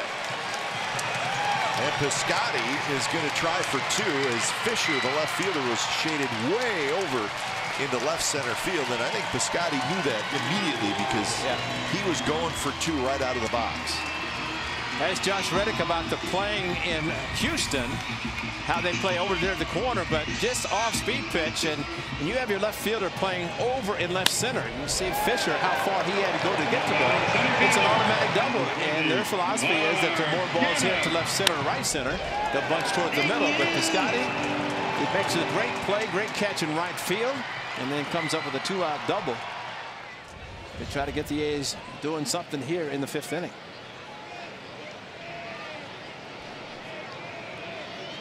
First pitch to Canna is a strike on the inside corner.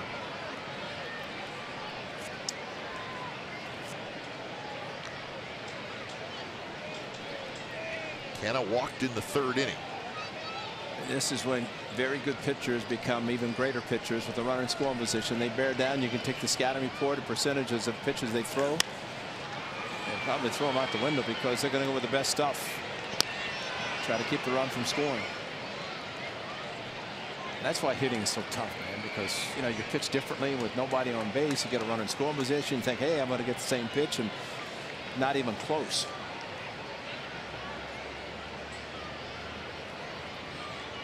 So Canna going to have to work here behind in the count, 0-2. And he reached for it, spoiled a pretty good pitch by Cole. Cole has 2 walks and 6 strikeouts so far, and he's at 78 pitches.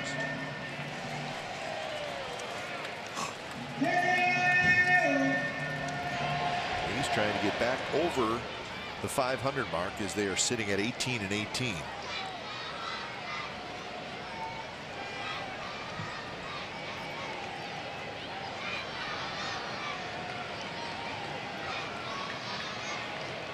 Scotty not being held at second base.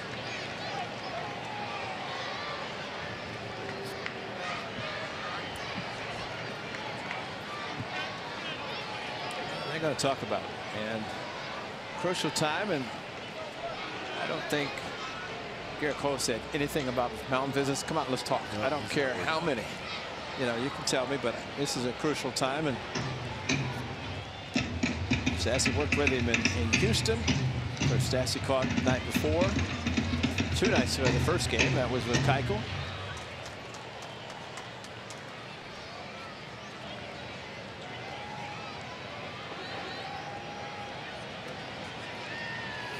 Canna lays off.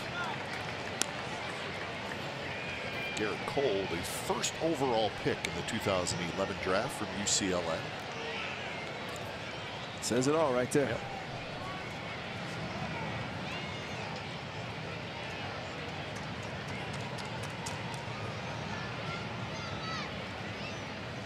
Swing and a miss, and he struck him out, and it looked like a high, hard one. Yeah. So 7 strikeouts for Garrett Cole, and we remain scoreless after 5.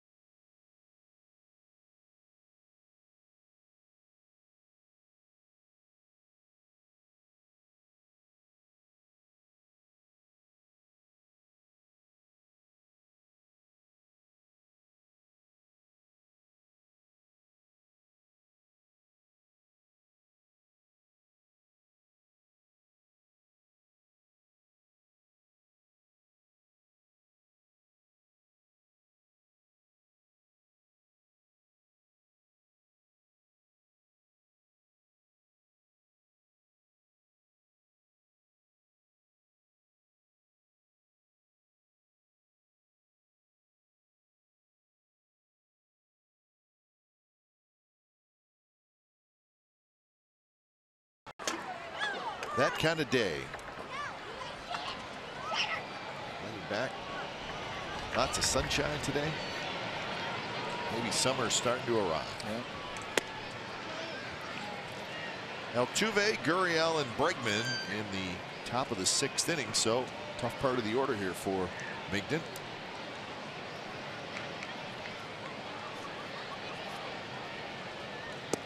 Curve in first strike, 1-1. Altuve has a pair of doubles.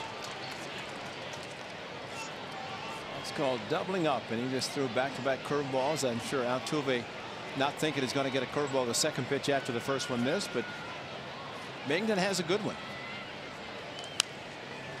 So Altuve now, with his 2 hits today, has 51 hits in 39 games. Most hits in the big league since 2014. Altuve is first, and look at how far back Charlie Blackmon is. Nothing against Charlie Blackmon. Nothing at all. Over 100 hits. Wow. I know a lot of people think you hear the name Charlie Blackmon, you associate that with.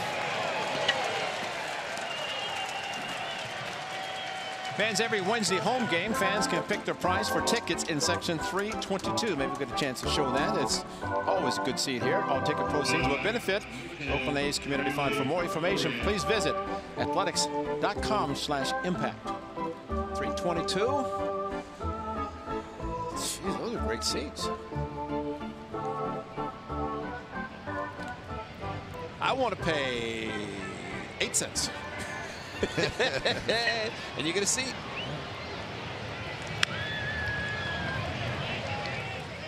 Tell you that last swing by Altuve. Migden is the type of pitcher. I mean, he runs to the mound to start the inning. Always ready to pitch, always ready to go. But I think he really enjoys a challenge, and this is a challenge today, knowing that his opposite number, who he will not face hitting, but knows that his hitters are trying to figure out Garrett Cole, and looks like the Astros trying to figure out Daniel Migden. Shallow left field. Joyce comes in a little bit. 2 away. Not a lot of hard contact today by either team. And you get guys out on the front foot, and that's usually what happens when they're fooled. And Garrett Cole, not a fly ball outs, and for Daniel Migden, not as many. He had 5 ground ball outs in the first 3, but they had a few more fly ball outs. 73 pitches, so pitch count's not too bad for Migden. As Bregman steps in with a single and a strikeout today.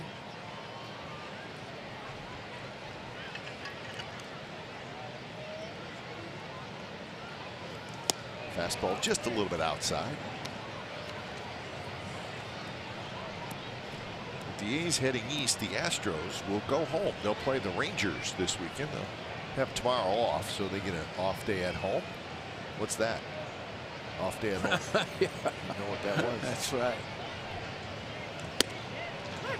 I was talking to Robert Ford, one of the broadcasters on the radio side for the Astros, and he was talking about September. I said, Robert, it's May. But you know, the one thing he was looking at is how a few games, well, they're playing a lot of teams from the East in September. And he says the Angels, who could be their competition maybe, played the Rangers something like 9 times in September. Remember last year the A's were in Texas playing the Rangers the first month and a half, similar to what the A's did this year with Seattle. But you start looking at September, and you'd like to be able to face teams within your division that you're competing against. In the case of the Astros, I guess, Kat, they're going to be back in Baltimore. Yeah, they finished the season Toronto and Baltimore on the road. Yeah. They also go to Boston and Detroit earlier in that month. Check the mask. Boom. Jonathan has a lot of padding down on his cheeks and chin. But that's a lot of games in the Eastern Division that you start looking. You talk about scoreboard watching. If there's any closeness in the division, of course, the A's would like to be in that position in September as well. Inside Bregman, 3-2.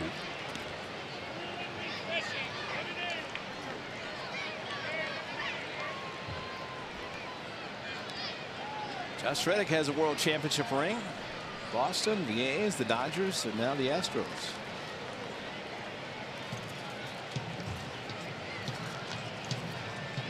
Payoff pitch coming up to Bregman.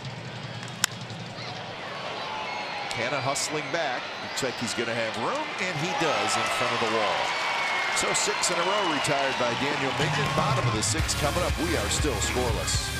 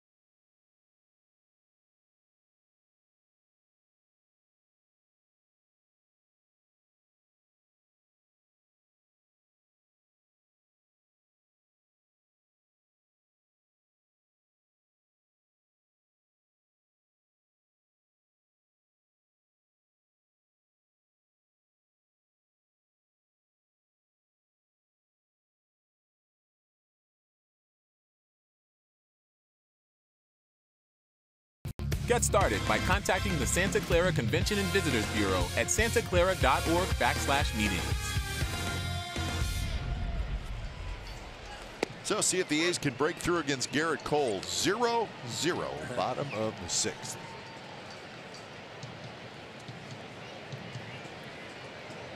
Marcus Semien has popped to short, struck out.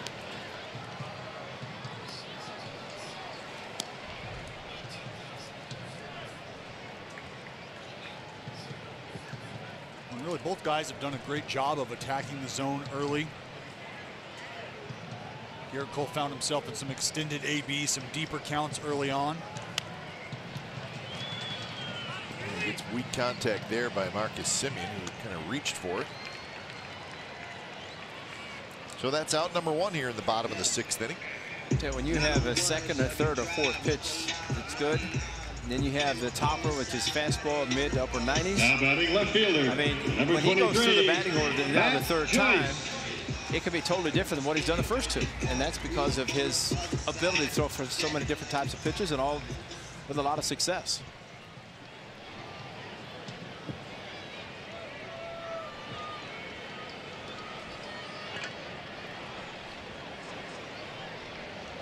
First pitch to Joyce. Slider is low. Cole's a big guy, 6'4", 220 pounds. Be a free agent after next year. So he's got this year and next year with the Astros. 27 years old, so if he stays healthy, he'll have a big payday in his future. That's the key. Staying healthy. Kind of makes you remember the reaction of Alex Bregman after the World Series had passed, and he realized, got a whole another year of Justin Verlander. Yeah, that's right. Hustling over to cut it off is Fisher. So Matt Joyce with a 1-out single. It's a good job by MJ right here, taking this heater. Talked about him trying to crowd these lefties in with that fastball. He got the call last AB. Joyce does a great job staying inside, filleting this heater, shooting up the left center gap. Some loud noise off the bat of Matty's bat there. So hit number 3. And that'll bring up Jed Lowry. He's looking for one in the gap. Jed Lowry. Joe's bunt, and he went after it. Kind of jabbed at it right at the end. And just talking to A.J. Hinch about the hit of Craig Kimball that Josh Reddick got last year to the left side. I thought A.J. brought up a good point. He said analytically you could look at, in the case of Josh Reddick, you're playing the pull. He said, but by the time it all comes full circle and they start playing him normally, say, he might have 100 hits all to left field, because all that factored into the analytics and how you're going to position guys. It may take that long. And right now, look at Jed Lowry, only one to the left side. And if you see more hitters trying to go the opposite field, or in the case of Jed Lowry trying to bunt the ball to the third base side, they're still going to stay in the same way. Sure. You know, until maybe you say, okay, he's doing it a lot, let's shift back. But how many hits is he going to have at that point? And what's a lot? Exactly. You know what I mean? Exactly. And are they crucial, good hits? But I think the case of Garrett Cole, who throws so hard, it's not that hard just to lay it on the ball and go opposite field. Exactly. And we saw Lowry's bunt attempt. I mean, it was not great form. Yeah. He kind of jabbed at it, which you really don't want to do when you're bunting.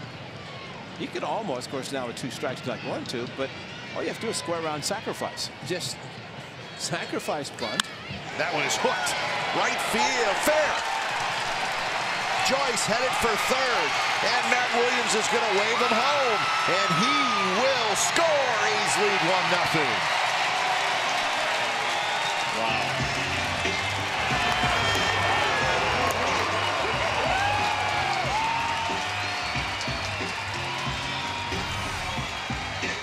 Well, he gets that slider. They're trying to go down in on the back foot against Jed Lowry, and he gets the foot down and the head out and hooks this bad boy down the corner. I see chalk, boss. You see chalk? Yep. That's right, Matty Joyce. Get on your horse and ride, brother. From first to third, Matt Williams got that windmill cranking. We ain't done here. We got 90 more to go. Pick him up and put him down, Matty. And the A's are on the board. So RBI number 32 for Lowry, and that leads the American League.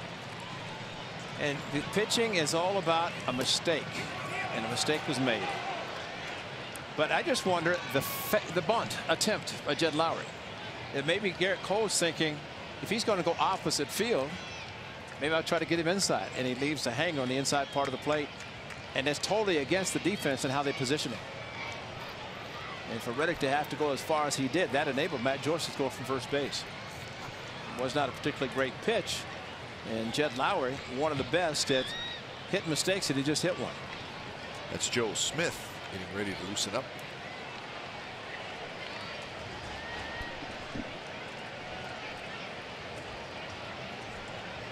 Chris Davis is 1 for 2. He had a base hit in the 4th inning.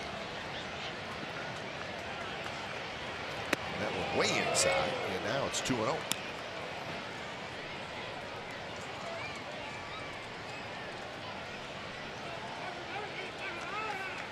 So the A's finally break through against Garrett Cole. Not an easy thing to do.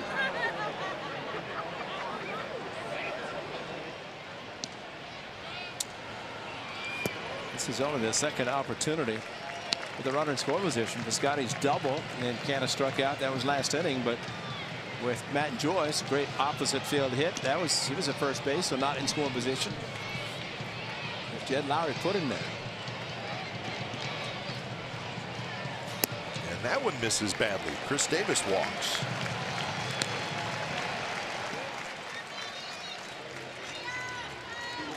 Third walk issued by Garrett Cole. So he's at 94 pitches. Now batting first baseman. Full sign him now. Now Brent Strom out of his seat. Up the top step, almost like. Now in the past, I would be going to the mound, but now we better wait and see. He is going to stay there and just observe his pitcher, and yeah, he is going to go out. Maybe just to buy Joe Smith a little more time.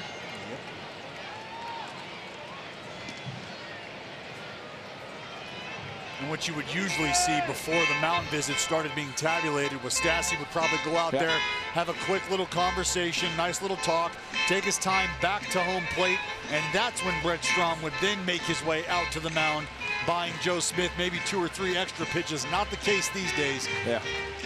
Boy, it has changed. I mean, just the mere fact that you have to think about instead of just automatically. And some would say that last year Gary Sanchez went to the mound almost every pitch in postseason. That changed everything. And Dick Williams, of course, in the '72 World Series, he took a lot of trips to the mound, but still, these are critical times, and I can never fault a pitcher catcher getting on the same page in a runner in scoring position.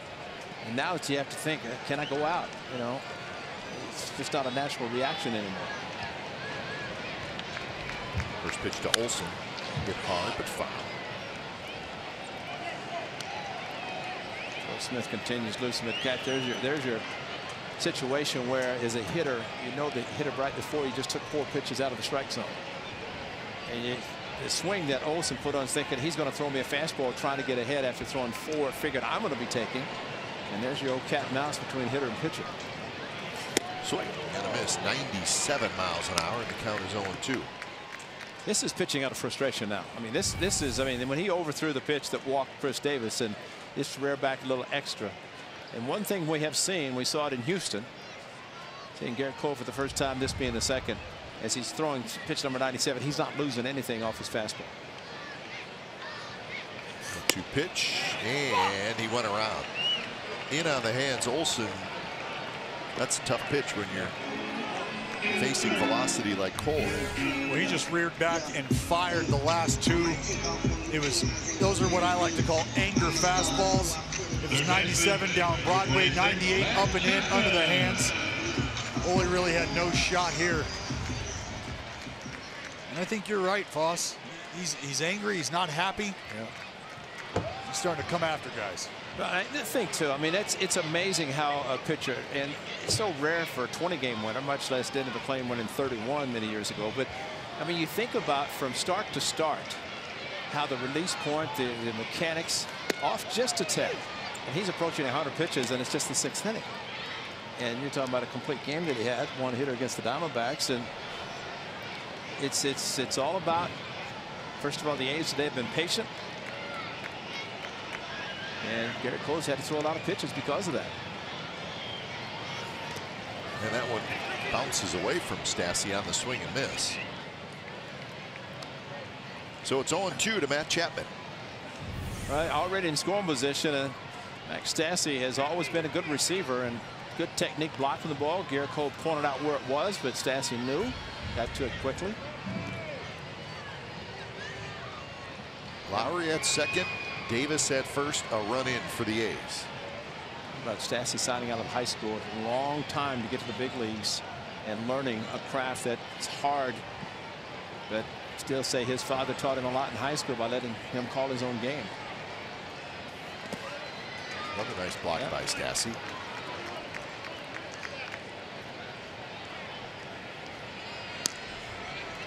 So 20 pitches this inning, 20 also back in the first. He hasn't had one of those real quick innings where maybe 7 or 8 pitch inning. And the Astros still have 3 at-bats left, at least 3 in a regulation game, but he's got to be a little upset that it's 0 on the board on his tally.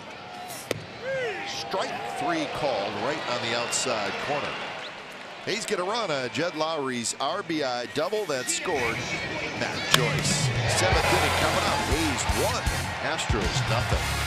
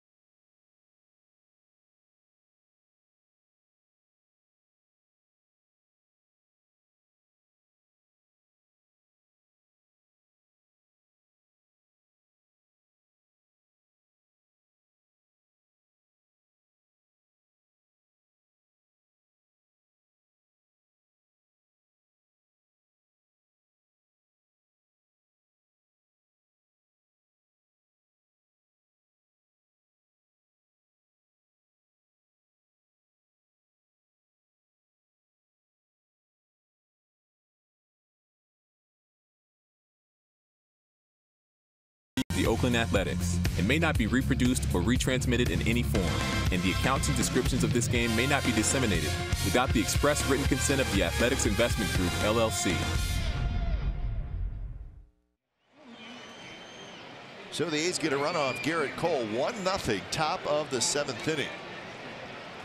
It'll be Marwin Gonzalez, Josh Reddick, Max Stassi against Daniel Migden. His pitch count at 79. Bounce to Olsen, who scoops it up. And that is the first out here in the 7th inning. And let's check back in with Cara. Guys, as the baseball world still mourns the passing of Gretchen Piscotty on Sunday night from complications of ALS, there is a way that fans can help. The team and the family have set up a You Caring page where they're encouraging fans to donate as much or as little as they like. And the Athletics are going to match $50,000 of that. Right now, it's about $56,000, which is just incredible and so generous to see. In fact, a couple of big names in the baseball world have given substantial amounts. Yu Darvish, John Lester, $10,000 each. And in these cases, they haven't even been on the same team as Stephen Piscotty, but they feel like it's a loss that has affected everyone. So the You Caring page is youcaring.com/Piscotty, and everything that is raised will benefit TDI. That's ALS TDI, the Therapy Development Institute based in Cambridge, Massachusetts. One of the few organizations that is really trying to find a cure for this horrible disease that affects so many people. So again, one more time, youcaring.com/Piscotty is the way that you fans watching right now can help give a little something back to try to beat ALS. All right, thanks, Cara. Here's Piscotty fighting that sun a little bit. So yeah, how about John Lester and Yu Darvish? Yeah, $10,000 each. That was pretty cool. Remember, Darvish had been in the American League before now with the Cubs. Lester, of course, probably faced Piscotty when it was the Cardinals. But you know, still doesn't matter. It's a great thought on both parts. It just shows how deep this fraternity of Major League Ball players runs. You get here, you're a big leaguer for a day, you're a big leaguer for life. And we don't forget that. So 2 outs. Here's Max Stassi. He swings and misses. But I want to compliment you, Mr. Kuiper, because you're brilliant, man, because you talked in our open about the necessity of Daniel Migden going deep in the game. Yep. And here he's pitching the 7th inning with 2 outs in this 7th inning. So thought a lot about it. You're brilliant, man. Yep. You're brilliant. I mean, you thought about that probably all night. Wanted to bring that to the table today. As you're driving home with the Warriors traffic last night. I beat the Warriors traffic last night. Yes. That was an accomplishment. But, you know, it is. I mean, Joe Smith looks like he's going to come in to face the A's in the bottom of the 7th. But Daniel Migden, tremendous job facing one of the best lineups in baseball. And, of course, the opposite number, Garrett Cole, tremendous pitcher himself. And then the inside corner. Now it's 1-2 to Stassi. But I think, too, and again, September the 15th, and we'll talk about Dallas Braden's perfect game that never be forgotten. But I don't know that Daniel Migden will ever forget that day, that night in Philadelphia. Because here he is in the 7th inning thinking in that game he went 2 more. Probably thinking the same thing today to try to do the same thing. Here's the pitches by inning breakdown. He's at 87. So he's in a pretty good spot. See, on Dallas's perfect game, I think there were 4 innings. He had 10 pitches or fewer, which you're going to go the distance. If you average 9, that's 108. Or average 12 for 9 innings, 108 pitches. 2 pitches outside. We talk a lot about getting deep into a ball game becoming a learned behavior, and I think it's starting to show. You get soft contact early on a couple fastballs. You start to go backwards with the next guy, get back into the count here. There it is. We could figure that all out if we wanted to. That's Ray Fosse's scorecard. 9 innings, no hits, no runs. That's hit well. Right center. Wow. Gone. Wow.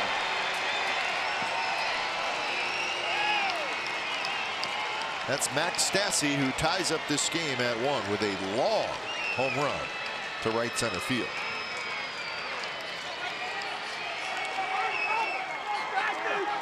Garrett Cole gives up a run. He's out of the game, looks like, and Daniel Migden Now batting, to a guy that Down and away. We talk about Bregman from last night. Max Stassi playing in this game, and I still say daytime baseball at the Coliseum is so different. And not to take anything away from Max Stassi hitting that ball to right center, because he almost did it in Houston in a game that also was pitched by Garrett Cole that he caught. First pitch strike to Derek Fisher. That's the 5th home run in the series for the Astros. They're 40th on the year. They're 10th in the league in total home runs hit. Sparrow Petit is the right-hander loosening for the A's in the bullpen.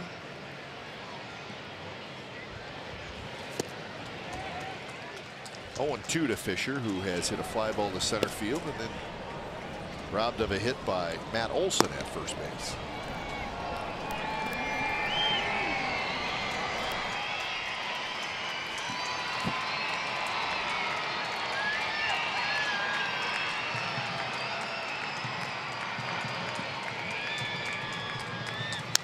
Straight back.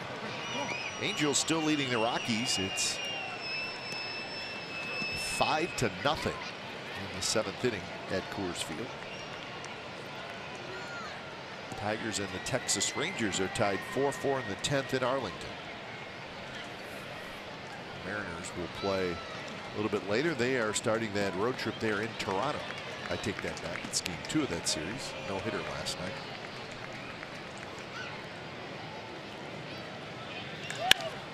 That one's hit well. Canna's going to turn around, and that one over the sweeps into the 2nd level in straightaway center field.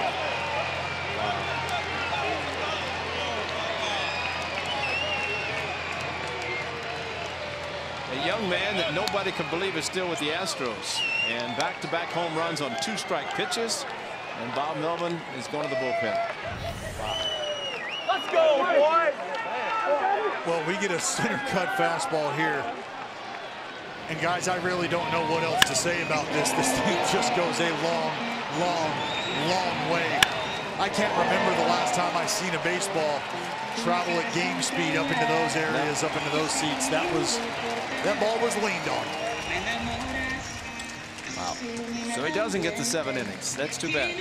So when it's time for change, think Speedy Oil Change and Auto Service, your trusted oil change, tune-up and repair experts. Number 36, Merrill.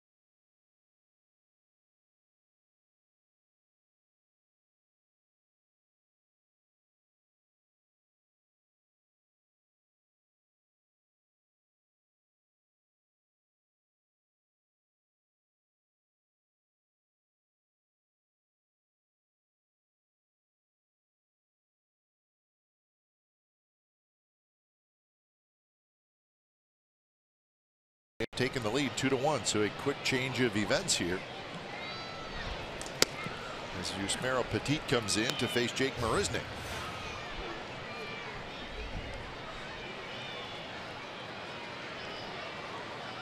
The numbers for Yusmeiro Petit: 18 innings, 3 walks, 15 strikeouts.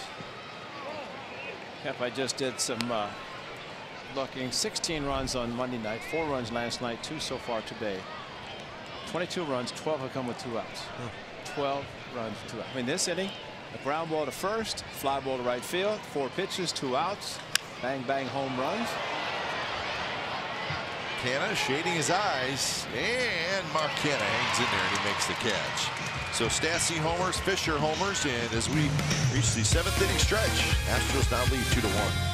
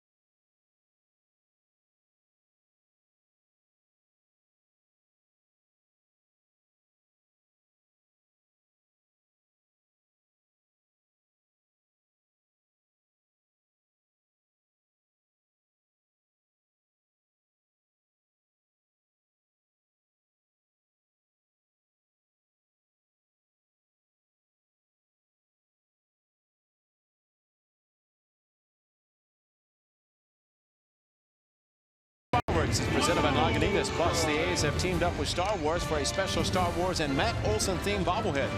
Special tickets are required to receive the bobblehead. Clear the calendar to get one of the ballpark on Friday, May the 25th. That's against the Diamondbacks. Enjoy Oakland's best fireworks with a Star Wars twist. Visit athletics.com/Star Wars to get started. Wow. So the old Matt Olson and Chewbacca bobblehead.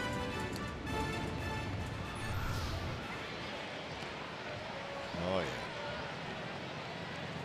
Just singing to no music. Singing away. Singing away. That's what you call marching to the beat of your own drum. Here's Luke Croy to face the new pitcher for the Astros. It's the veteran sidewinder Joe Smith.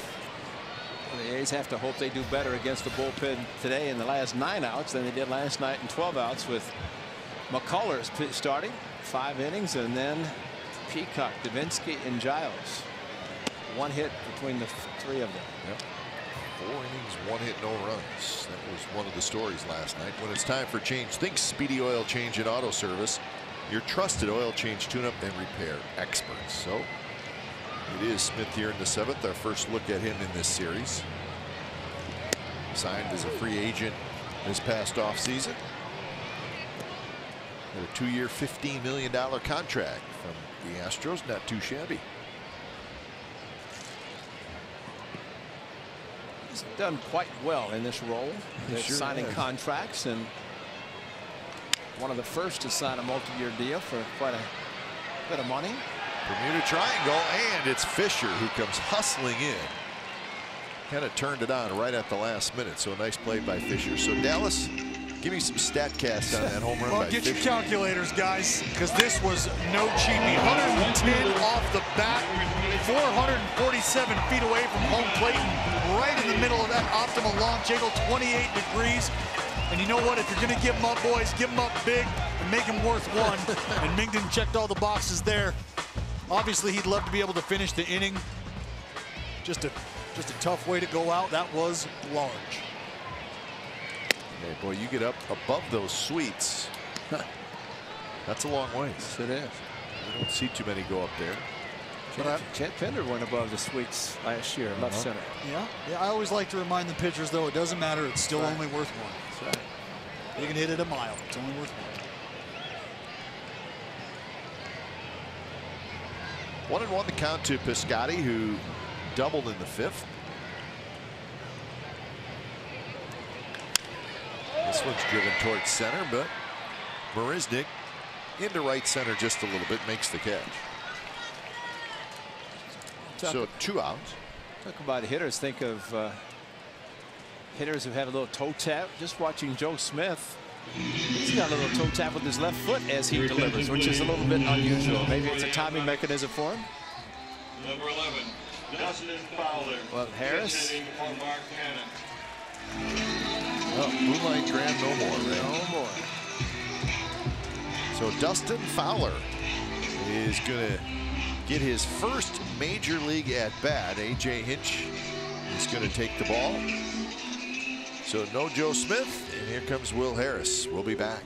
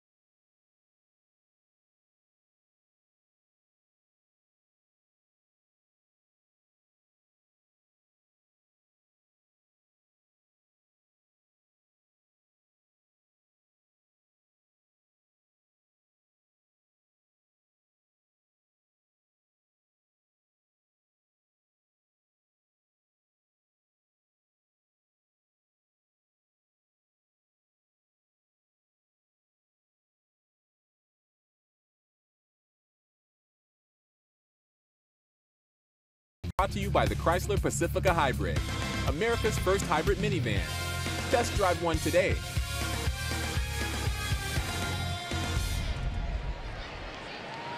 So here is Dustin Fowler hitting against Will Harris, and the first pitch is in, first strike. So we've been excited to get Dustin Fowler to the big leagues, and he's here facing Will Harris in his first major league at bat. Got a shift. That's funny. Little pop up, and Altuve grabs it. Little jam shot side, retired. So we are moving to the 8th inning from the Coliseum. The Astros leading the A's 2-1.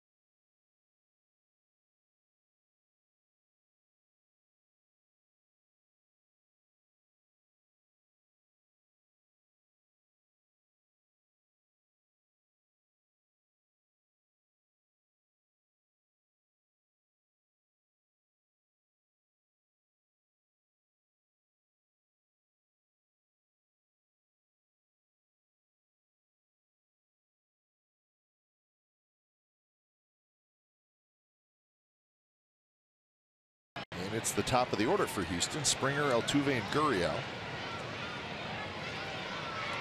First pitch, fastball a little bit outside from Yusmeiro Petit. So Migden goes 6 2/3 innings, gives up the 2 home runs, no walks and 4 strikeouts. Dustin Fowler stays in the game. He is in center field. Off the end of the bat, shallow left. Joyce coming in. He'll play it on a hop. Springer has his first hit today.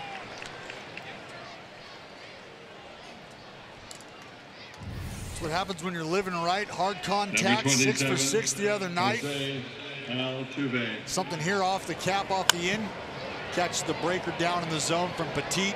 You see Matt Joyce frustrated he wasn't able to come in and make a play on that ball. Tough shot, Looper coming in at him.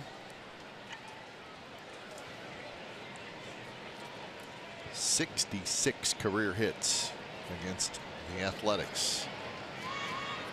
Seems like more. Here's Altuve, who's 2 for 3.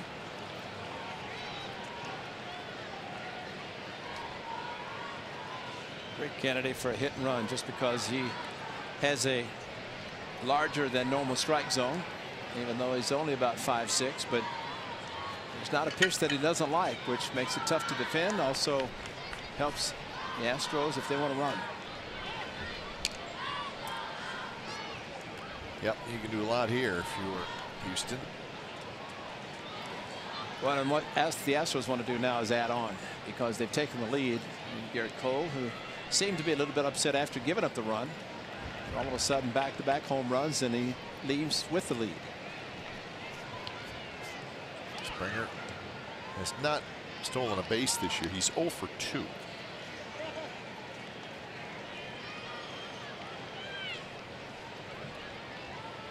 Some guys run well, doesn't mean they're great base stealers. In fact, you see a lot of that nowadays. Well, the Altuve hitting the double down the right field line first at bat. When he turned first base, this is his first double down the right field line, but you can see him on this watch and say, well, we're not going to see him, but he hit the bag and made a very, very quick turn. That enabled him to get safely in the second base, and all of a sudden the next time 3-2 fastball down the left field line, an easier double. And he struck out on a flailing at a pitch from Migden his last at bat. A little bit outside, 89 miles an hour from Petit. Altuve on his way to another 200 hit season. He's done that 4 years in a row. 204 hits last year. He's that rare breed, the ability to hit for average, hit with power at the top of the lineup. As Voss mentioned, a wide zone, a wide field for the strike zone, so a good bad ball hitter as well.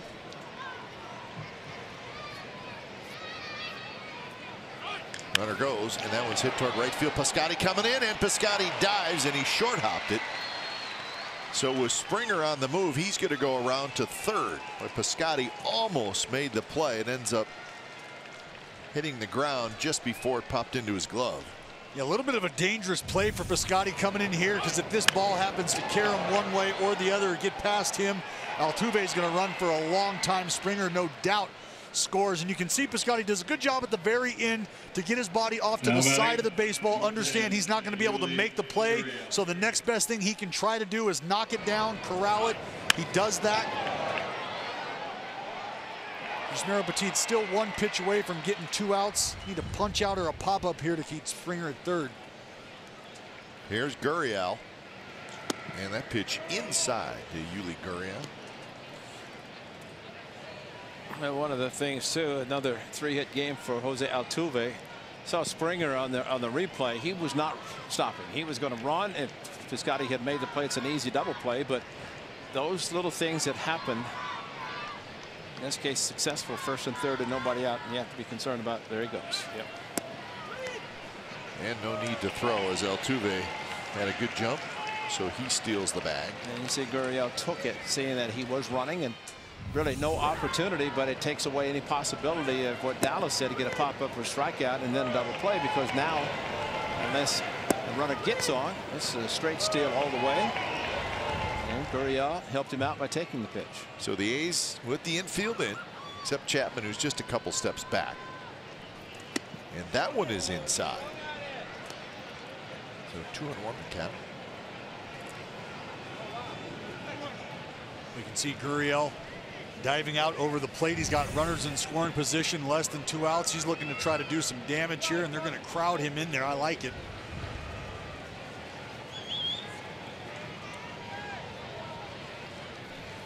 See where Gurriel, who's from Cuba, his younger brother just got called up.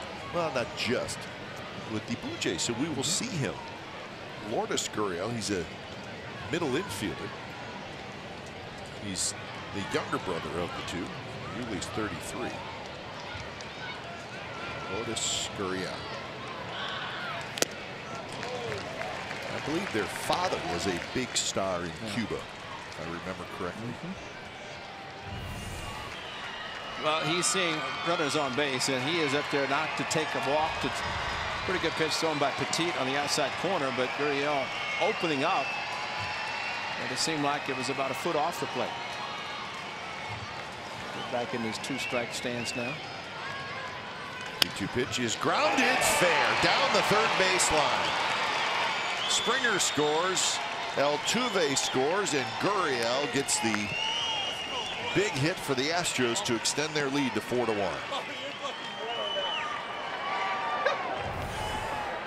Wanted to get this inside. They're trying to crowd him. This is just a good piece of hitting here by Gurriel. He gets on top of this baseball on plane with the high heater. Tough to do. Pulls the hands in. Somehow gets barrel to bat here. You can see crowded nice and tight. Lucroy tucked in the inside, almost in his hip pocket. Just out of the reach of the outstretched Chapman, who lays out at the hot corner, comes up empty. Number 2, Astros have some insurance. And you wonder if Gurriel wasn't maybe looking inside because some of the pitches were into him earlier in the count. And even the way he swung it to 3-1 with the pitch outside. And then, but the way he pulled his hands in too, that was pretty impressive. All of a sudden, no 2-out RBIs here, but 2 runs nonetheless.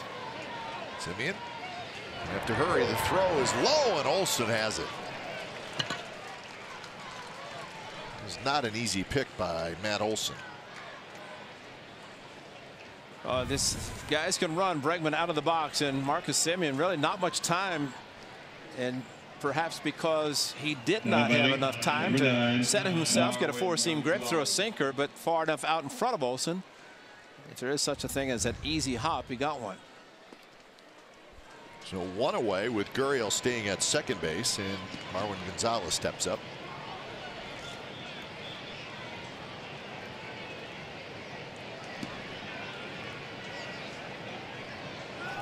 Runner goes, and the throw to third. Got it.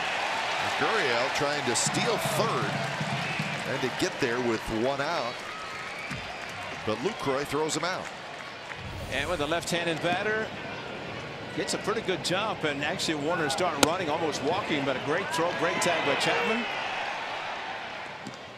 And it's not the first time this has happened. They were watching a game of the Angels, and it was the 9th inning. Pitch got away from Maldonado, tried to go to third, throw him out, game over. Well, you could see him walking into his lead, and that slight hesitation right before he took off is what cost him. He had a good feel. He had good timing on Petit. You see here he starts to walk into his lead, but that right there, that little hesitation is what cost him that brief moment in time. That's why it's important to look twice. Don't get in a pattern as a pitcher to where you're looking once and throwing. You're looking back, he stops. As Bruce Maxwell showed last night, you started a dead stop. It's tough to get going.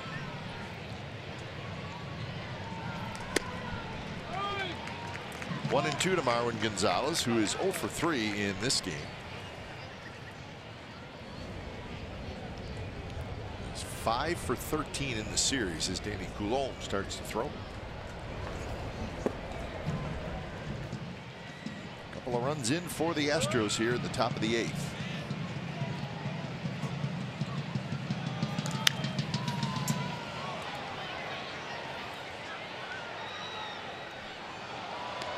The crowd this afternoon is 18,044.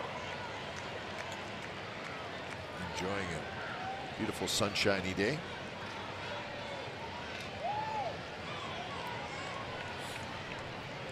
Spent a little time on that.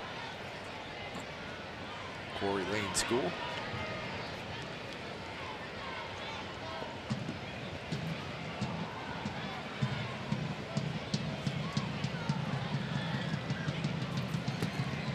A little bit low, so the count even at 2-2. Good try on the change up there from Petit. Astros bullpen is quiet, so it will be Will Harris who heads out there for the bottom of the 8th inning.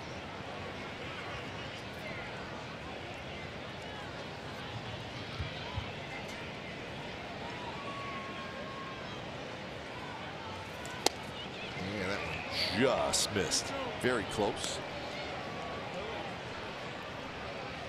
Tough pitch here. Tough to lay off if you're Marwin Gonzalez.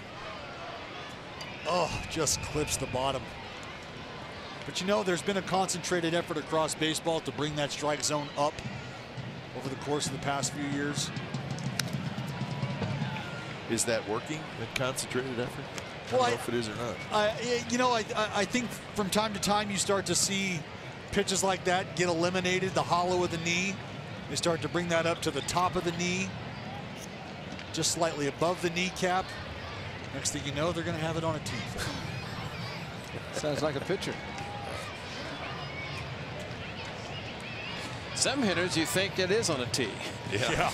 That when the ball comes in, it just kind of floats, and you say, well, I think I'll swing. Although hitting off a tee isn't that easy. And Petit gets the strikeout, but a couple of big runs for the Astros. Bottom of the 8th coming up. Houston now leads 4-1.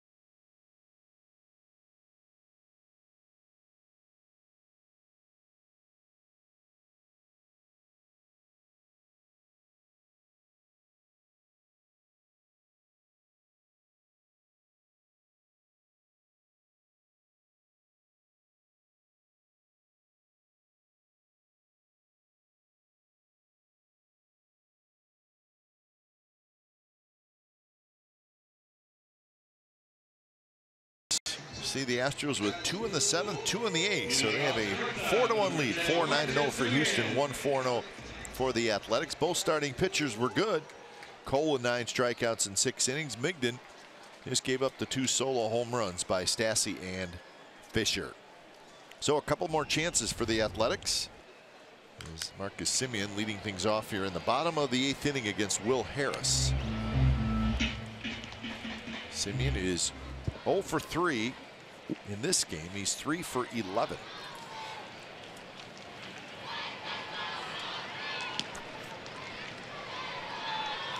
Fastball high.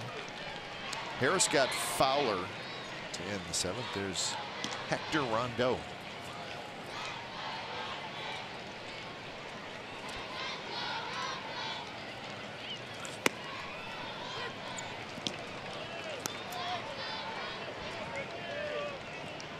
Semien has popped to short, struck out, and fouled to first.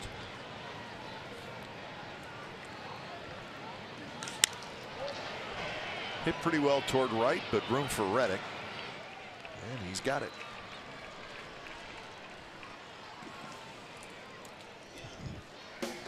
Well, it's the 12th season of the NBC Sports California All-Star Teacher Program, recognizing teachers that make a difference. Visit NBCSportsCalifornia.com and vote. The winner receives $20,000 for his or her school.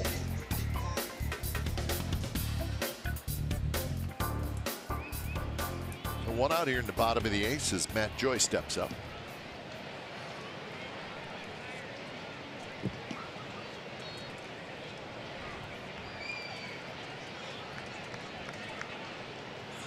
First pitch, a breaking ball is low. The Rangers won today at home. They beat the Tigers 5-4 in 10 innings. Omar Mazzara walked it off with a home run. 117 miles an hour off the bat. He can hit. Omar Mazzara, the home run. Unbelievable. He hit a couple today, so he's got 10 now. He's got the power to hit a lot of home runs, regardless of the stadium. Well, and you know, Foss, I remember talking to Jeff Bannister a few years ago when Mazzara had first come up to the league, and I had asked him what his early impressions were of the lefty, just telling him that I felt like this was a kid who had a good feel early on for what he was doing, was able to hit the ball to both fields. And he said, you know what? He's hitting in the 8th hole right now because I don't want to scare him and put him in the 3 hole. That's where he belongs at that point in time. And that was a couple years ago. So it's nice to see the maturation process continuing for Mazzara. I know they're in need of some big bats right now. Yeah, he's got 3-hole hitter written all over him, it seems like. So the Rangers get their 15th win of the year. It's another young player taking advantage of an injury. That's right. Yep. A chance to play, and happened here, right? HOU got hurt. Yeah. That's Altuve on the grass and throws out Matt Joyce. Fans, you've seen him at the ballpark. Now it's time to wear him on your back. The Harvey the Rabbit backpack makes its debut Saturday, May the 26th against the Diamondbacks for 15,000 fans. With this awesome giveaway, it's presented by Ross Dress for Less. Plus, the A's 50th anniversary season-long celebration continues. The special Swingin' A's celebration, a day dedicated to honoring a special team from the 70s. Make sure you grab your tickets. This special day at athletics.com/tickets.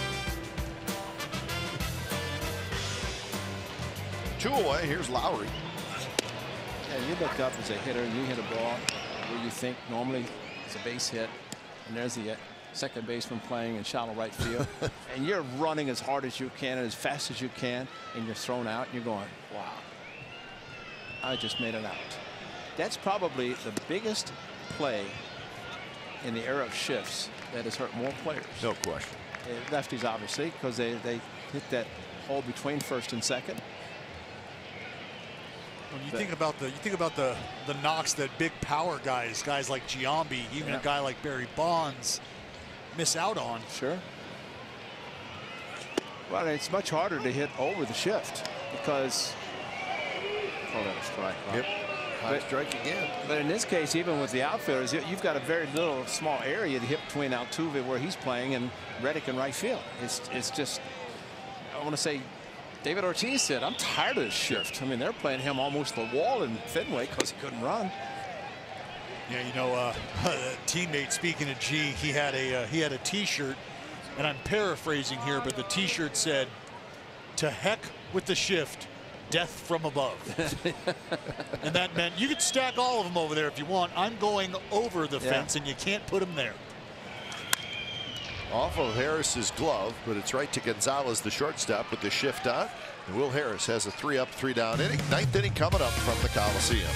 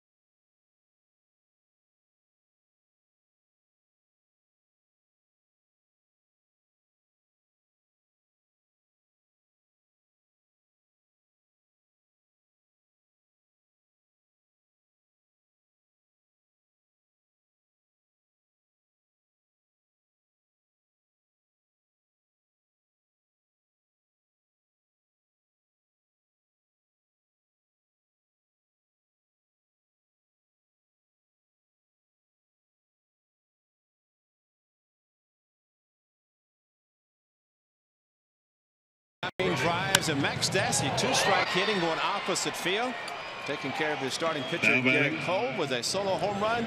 And if you think he's happy in that one, how about this monster shot over everything? Go up, camera, go up higher. And Daniel Mingden upset with Stassi, even more upset with Derek Fisher, but that was 2-1 at the time. And Garrett Cole, who left trailing 1-0, pitcher of record for the Astros. And the bullpen doing this job again for Houston. Meanwhile, they've added 2 more insurance runs. So when it's time for change, think Speedy Oil Change and Auto Service, your trusted oil change tune-up and repair expert. So it's the lefty Danny Coulon coming in. The lone lefty in the A's bullpen. He pitched in game 1 of this series, but just a third of an inning.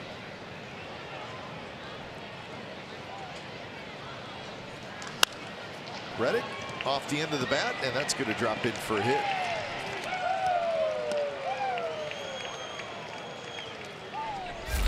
Scoreboard might not reflect it, but the line sure will, in my opinion anyway. Mingden was not terrible at all. He was actually pretty good. In fact, he was able to move the fastball around. You can see there expanding on guys at times. He was deceptive. He got ahead early, late in the game with the off-speed stuff. Things just didn't shake out his way towards the end, but not a bad job at all. You talk about leaving the ball game, giving your team an opportunity to win, to hang around. That's exactly what Daniel Mingden did. Here's Stassi. Stassi hit the first of the back-to-back home runs in the 7th inning. 93 pitches for Mingden. 6 hits, 2 runs, no walks, and 4 strikeouts. He'd love to be able to get 7 under his belt, no doubt. You hate leaving a mess out there for the guys in the bullpen to come clean up for you. Stassi bounces it to third, stays down as Chapman, and that's a double play. And that ball stayed down, or actually looked like, I think Chapman thought he was going to get a little bit of a hop, and it stayed down, and Matt Chapman stayed with it nicely. Well, that's a great adjustment by, I'm sure, a future multi-gold glover, because you make an adjustment right there to go down, then the power arm to second base, and Jed Lowry coming across the bag, and they get the ground ball double play. But I mean, once it's in the hands of Matt Chapman, the rest is history, and Jed Lowry does a very good job, as always, coming across the bag to avoid any possible slide from the runner. So 2 outs. Here's Fisher, lefty on lefty. Fisher with a very impressive home run in the 7th inning. Center field above the suites. An area that does not see a whole lot of home runs hit.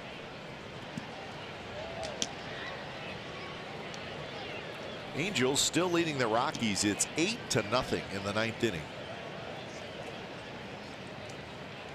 And that is just a 2-game interleague series. So the Angels trying to wrap that one up. 447 feet was that home run today by Derek Fisher. George Springer has the longest Astros home run, and it was on Monday, 462. I think I'd take Derek Fisher. Yeah. I mean, just a majestic. I mean, you go straightaway center. I agree with Dallas. I mean, that's not something. Saw Big Mac go up there whenever they constructed Mount Davis or Hershiser. That is big boy territory. Yeah. Olsen charges, scoops it up, steps on the bag. So the double play helps Danny Coulomb. Last shot for the A's. They trail by 3.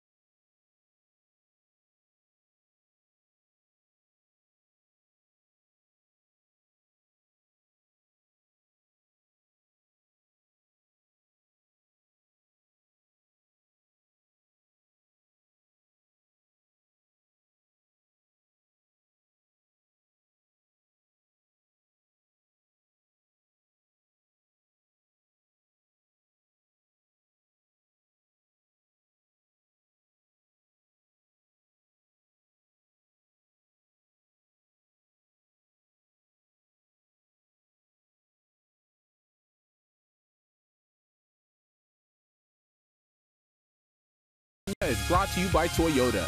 Designed for the grind that comes through every time. See your local Toyota dealer today. Toyota. Let's go places. And by Xfinity. X1 will change the way you experience TV. All right, so the A's need 3 to tie and 4 to walk it off. When it's time for change, think Speedy Oil Change and Auto Service. It's your trusted oil change, tune-up, and repair expert. So here is the closer, Ken Giles. He got his 4th save last night, throwing 1 inning. He had a strikeout through 11 pitches. He faces Davis, Olson, and Chapman. And the first pitch is a strike. And we were concerned about the bullpen doing what they did last night, and so far today they've done the same thing. And that is giving up nothing. Giles is the only one to give up a hit last night in the 9th inning.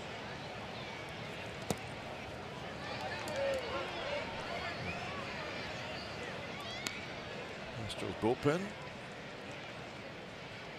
had struggled, but in the last 3 games, 7 innings, no walks, 7 strikeouts, just 6 hits allowed.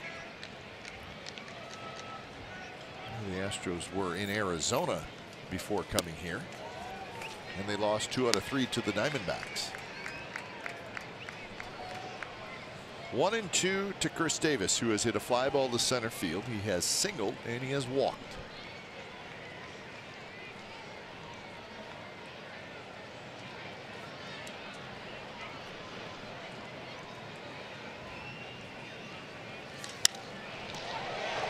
Fly ball to right. And Reddick's got it as he drifts over into right center field. Phillies down to their final 2 outs as Olson walks to the plate. Number 28, Matt Olson. We will be back with you on Friday night from Yankee Stadium in New York. A's are going to face Sonny Gray. Yes, they are. A's will face Sonny Gray, Domingo Germán, and Luis Severino. Severino got a 5-1 record. Sonny Gray is 2-2 on the year. His ERA is pretty high.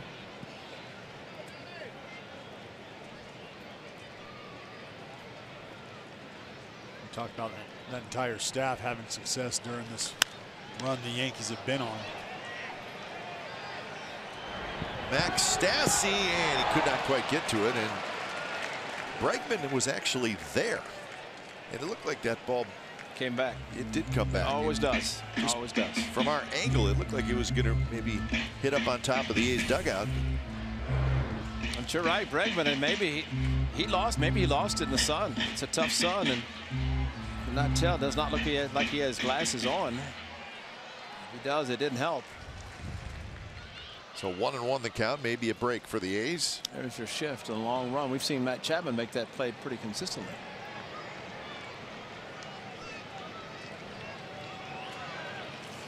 Inside.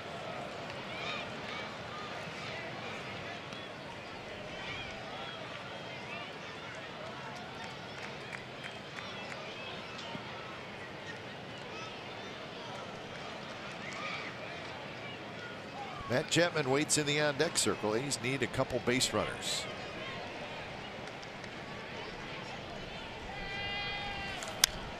Good swing by Olson. It's a foul.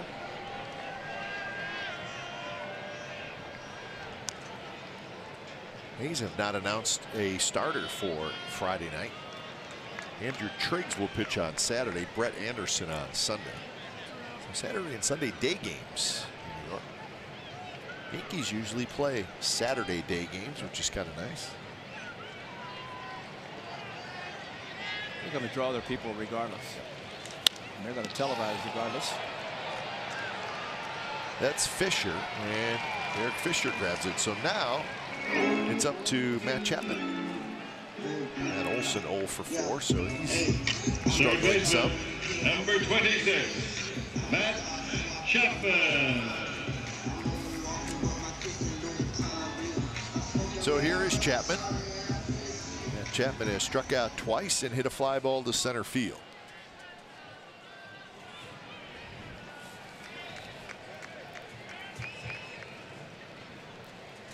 First pitch just a little bit low.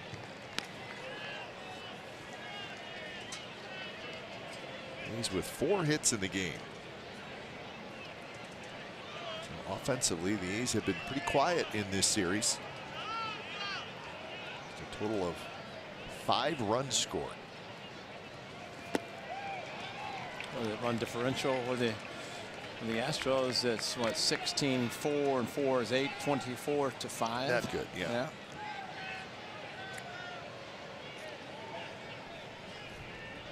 Well, the one thing the A's will look at in this series is how many hits the Astros got with 2 outs to drive in runs, but also with 2 strikes. And both Stassi and Fisher had 2 strikes when they went back to back. Yeah, that's a good point. You talk about 2 out hits. What about 2 out, 2 strike hits? Exactly. That's even worse. But I'm sure the Astros are sitting there thinking, not too long ago, we were seeing the same thing happen to us, and now they're reigning world champions and making the plays and doing the things, the little things to help themselves win.